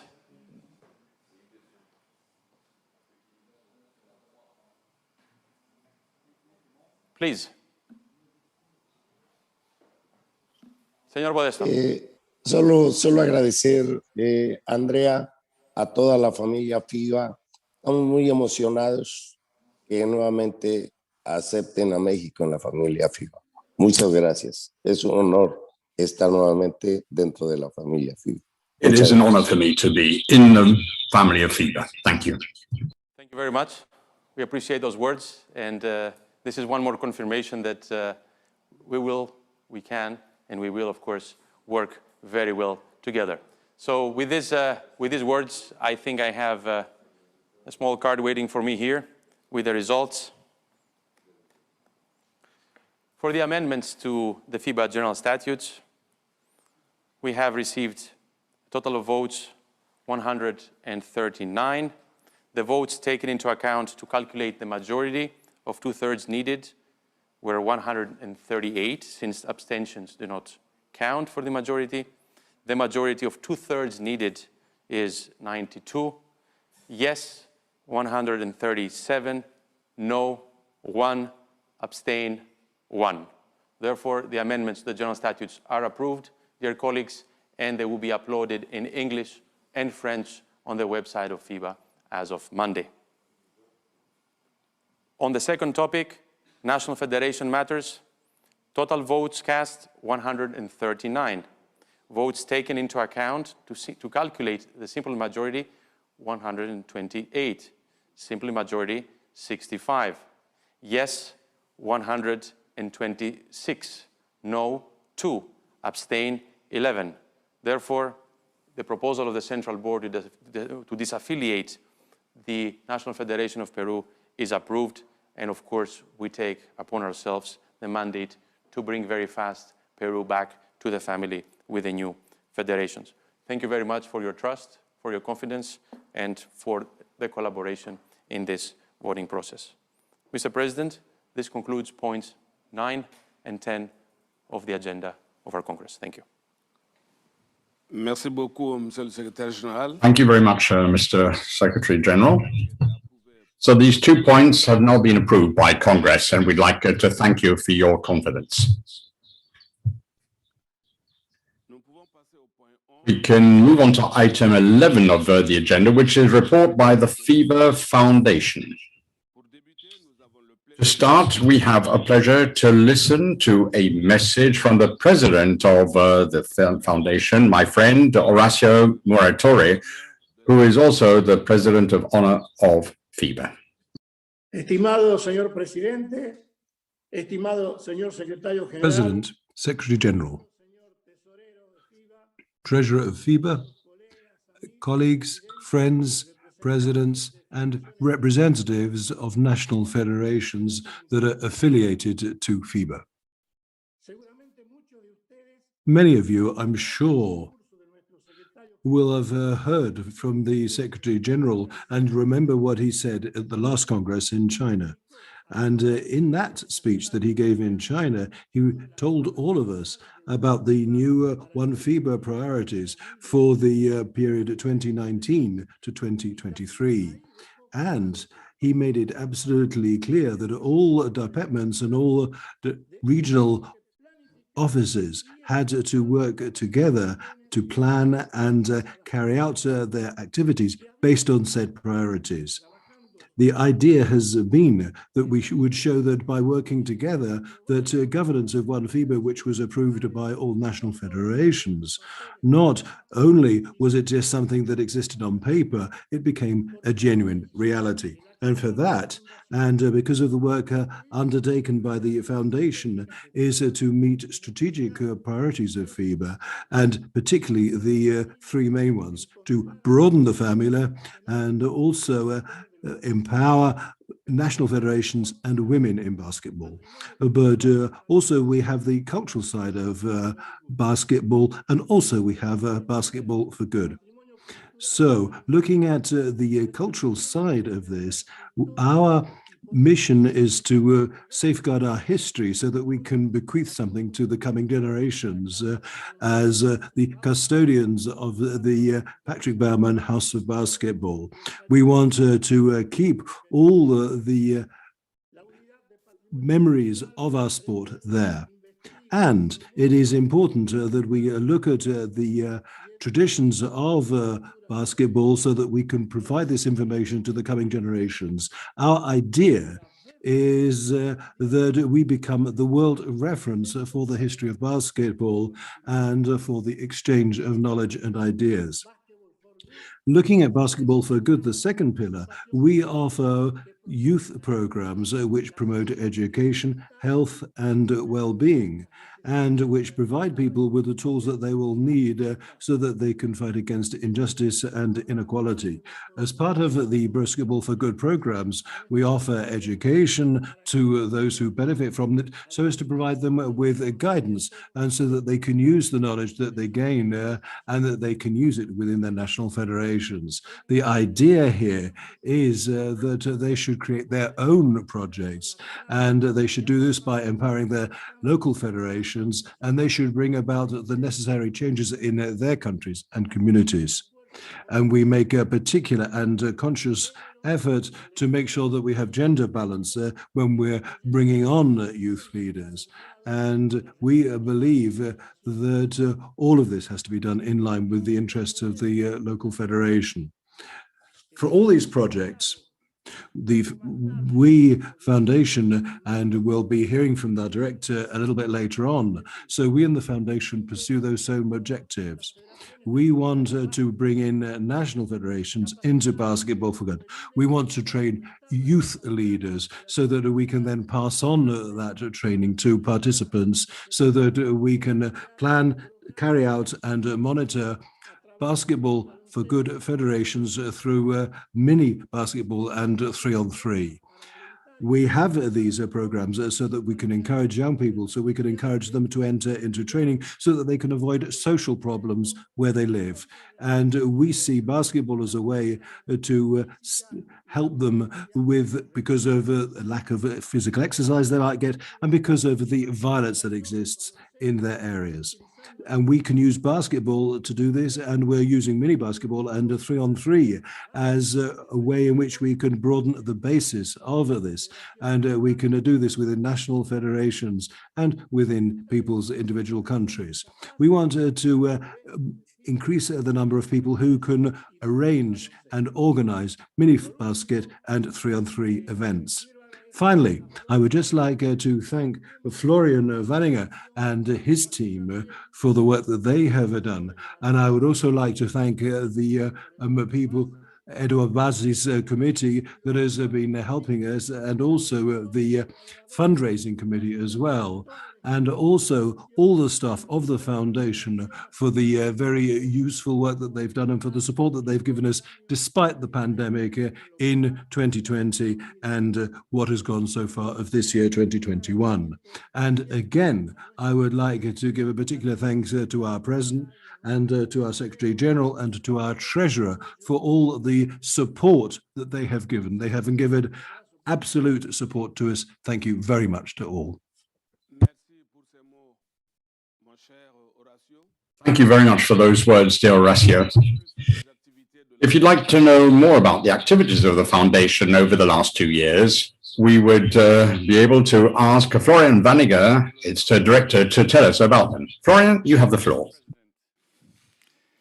We are grateful for being invited to present the FIBA Foundation activities and to speak to the most important partners of our projects, you, the national federations.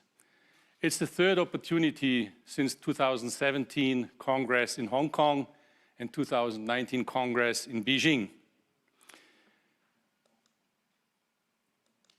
President Muratore already gave a great introduction, so I can be brief. By the way, did you realize that he's wearing the same tie like me? We are a team, Mr. President. I will focus on the two main activities of the FIBA Foundation, Basketball for Good and Cultural Heritage, and will present those over the next couple of slides. Basketball for Good and its related activities are in the DNA of the Foundation. We use the power of basketball to initiate positive change. We always strive to run our programs in cooperation with you and the regional offices of FIBA. We believe in a world where young people have the skills and opportunities to create a brighter future for themselves and their communities. In order to do so, the Foundation delivers youth engagement programs that promote education, health and well-being, and fight injustice and inequality through basketball. Since 2016, we have given hope, joy, and a chance for a better future to over 35,000 children per year. The tagline Basketball for Good is not owned by us. It is yours. And we hope and are delighted if the global basketball community uses it for its own projects. For the International Day of Sport for Development, celebrated 6 April every year, we have created the following mood video that underpins that desire. Let's have a look. Basketball for good. Basketball for good. Basketball for good. Basketball for good. Basketball for good. Basketball for good. Basketball for good. Basketball for good. Basketball for good. Basketball for good. Basketball for good. Basketball for good. Basketball for good. Basketball for good. Basketball for good. Basketball for good. Basketball for good. Basketball for good. Basketball for good. Basketball for good. Basketball for good. Basketball for good. Basketball for good.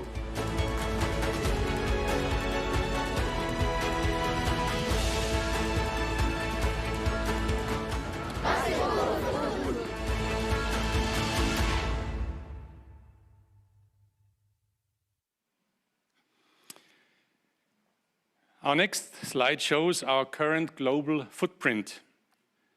We are represented in all continents in over 150 countries. There are some gaps that we hope to fill in cooperation with you over the next couple of years. Our Basketball for Good projects are divided in 3 types of programs: community impact, youth leadership, and mini basketball. The target are always children and youngsters and their parents. I will explain over the next couple of slides the details of those. Community impact are run in individual countries and in disadvantaged neighborhoods. We address social issues relevant to communities such as health and gender inequality. This is how it all started. Our first project was in 2016 in Madagascar. This project is still on, like the projects in Namibia, Papua New Guinea, and Rwanda. There is a good legacy, even after foundations stopped or reduced support. Since the pandemic broke out, we have supported smaller NGOs that applied through our website. We mainly support those projects with material. We can see that even with modest support, there can be big impact. We have also started a pilot project in the Seychelles in cooperation with the National Federation and the National Sports Council, with the objective to fight non-communicable diseases amongst children on the island. For this, we will introduce 3x3 basketball in schools and create a grassroots movement that will have, hopefully, a strong impact on the health system and basketball in the country. Youth leadership programs. The multi-country youth leadership programs, we work together with about 65 national federations, teach young people leadership and life skills through 3x3 basketball. These programs have suffered most from the pandemic, as they usually always implied international travel. The Antilles project was the last one we were able to deliver March last year. However, we stayed in contact with about 50 member federations during last year that were planning to participate. Following the restrictions of the pandemic, we changed our strategy and direction. From projects that required personal presence and international travel, we moved into online education. Over a series of seminars, during the year, youth leaders learn how to plan impactful projects and how to implement and finance them. We will mentor them along the way and facilitate their projects. Objective is that youth leaders run community impact projects in their own countries and pass on their acquired knowledge to their peers in the country. Mini basketball. Mini basketball is a global program to provide 5 to 12-year-olds to health and well-being education through fun and game-based learning. We started with mini basketball festivals combined with conventions where we invited experts from each region. The objective was knowledge sharing and networking of the mini basketball community. We also wanted to give the movement a boost on a global level. There was also a shift in strategy from getting experts into one place to offering a series of seminars online. Main objective is to provide support, mentorship, facilitation of national mini basketball projects. It's a global program with the aim of reaching out to 100 national federations in the first year. We already started a seminar with Spanish-speaking countries. The FIBA Foundation is committed to supporting the United Nations Sustainable Development Goals. We are using our projects to address the following SDGs in particular: good health and well-being, quality education, gender equality, and partnership for the goals. SDGs are very important in development work, especially when you talk with authorities, governments, and city councils. On this slide, you can see two testimonies of participants of our projects. Amanda Alejandrino, a youth leader from the Philippines, says, quote, "This program is a lot bigger than playing basketball. It is about developing leaders not only for the sports, but for the community," quote end. We believe that in our storytelling, the beneficiaries are crucial as they can give first-hand feedback of the impact we are achieving. Speaking about impact, on this slide, you will see a couple of numbers. As you can see, girls are still a little bit underrepresented. That's something that we would like to change, evidently. The number of projects are rising, but the objective is still more projects through a clear shift in support of existing projects and beneficiary-driven projects. You can find all our projects on our website, on fiba.basketball, and in our monthly newsletter that we encourage you to subscribe. A couple of words on our second pillar, cultural heritage. Cultural heritage is FIBA's DNA and thus also carries our values that we would like to promote and disseminate. Let's talk about the inventory. We have a library with more than 9,000 books in 30 languages. In the exhibition space and the collections, we have more than 40,000 objects. There is a network of historians. We work with about 15 national federations, of course with the regional offices, with the Naismith Hall of Fame, and with sport historians in museums around the world. And last but not least, our archives. We have a complete collection of all documents since 1930 from meetings, a rich source for historic decisions, and a lot about the correspondence with you, with the national federations. What do we do?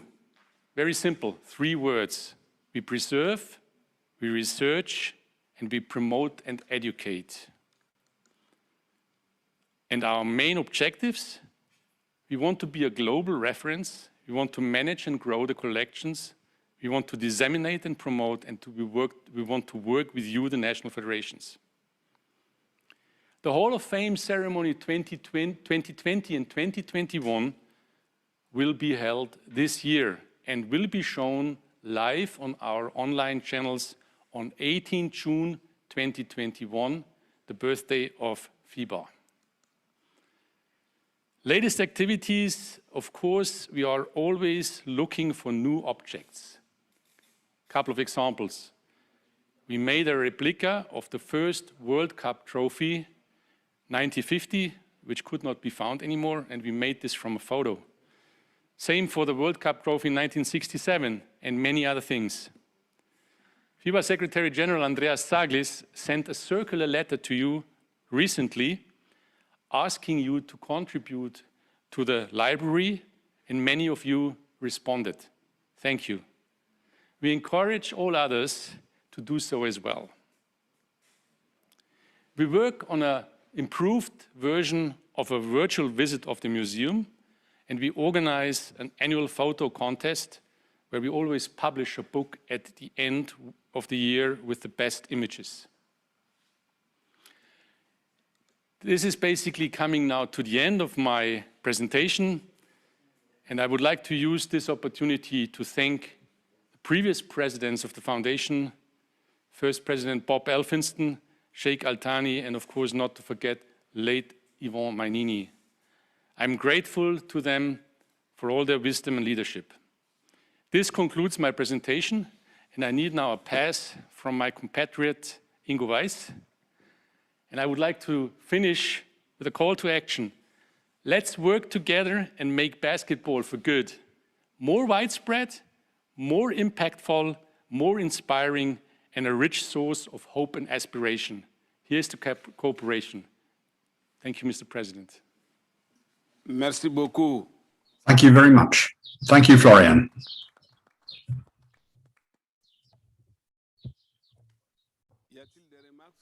Are there any comments on the Foundation's report?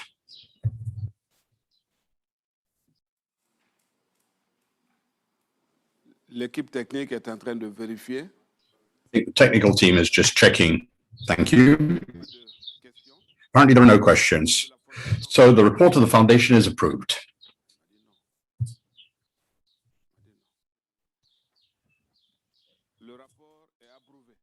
As I said, the report is approved. Thank you, Florian.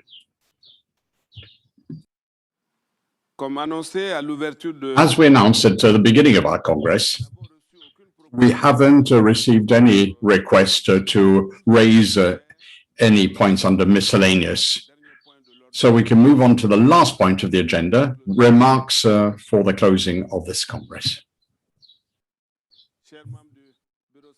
Dear members of the Central Board, dear delegates, dear basketball friends, the 3x3 is a real success with the first step of the World Tour, which took place in Doha in Qatar, and one of the main protagonists of 3x3. In 50 days exactly, we will be attending the Tokyo Olympic Games, and these are games that are highly expected with the advent of our second discipline. Who better than our friends from Molten, one of the historical partners of FIBA, who can take us where? To Japan.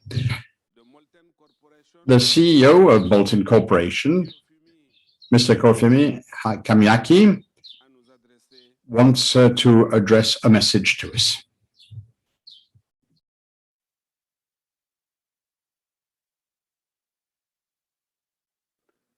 Honorable President Hamas Nyang, esteemed Secretary General Andreas Zaklis, respected member of FIBA Central Board members, and representative from national federations. It is great honor and privilege to have this opportunity to be here with you today and address you on this special occasion. I feel a great pride for invaluable relationship we have built together with FIBA. For more than 3 decades, Molten have worked jointly with FIBA and continue the journey together to elevate the game of basketball through developing basketball with innovative technology and captivating designs. We are proud with unique designs introduced at major FIBA events, incorporating distinctive event concept, which we believe have helped build FIBA's brand awareness. The coronavirus outbreak in 2020 has forced many sporting events to be either canceled or postponed, and FIBA event was no exception. Also, we have had many challenges and setbacks. Along the way, we have overcome most obstacles by working closely with FIBA for running successful events.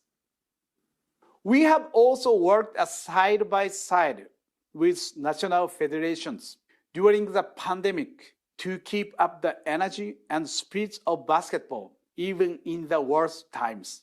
FIBA Women's World Cup awaits us in 2020 in Australia, and FIBA World Cup will follow suit in 2023, Japan being one of the host countries, along with Philippines and Indonesia. Many challenges still lie ahead of us with the ongoing coronavirus, but we believe we can overcome these challenges, making a successful event. Morten will continue to provide quality ball to the basketball community. And furthermore, is committed to further development of innovative basketball technology to inspire present and future players to play their best performance with the most ideal ball. We are determined to contribute and continue to work closely with FIBA to accomplish FIBA's main goal, to make basketball the most popular sport in the world. We are looking forward to seeing you all in Japan. Thank you.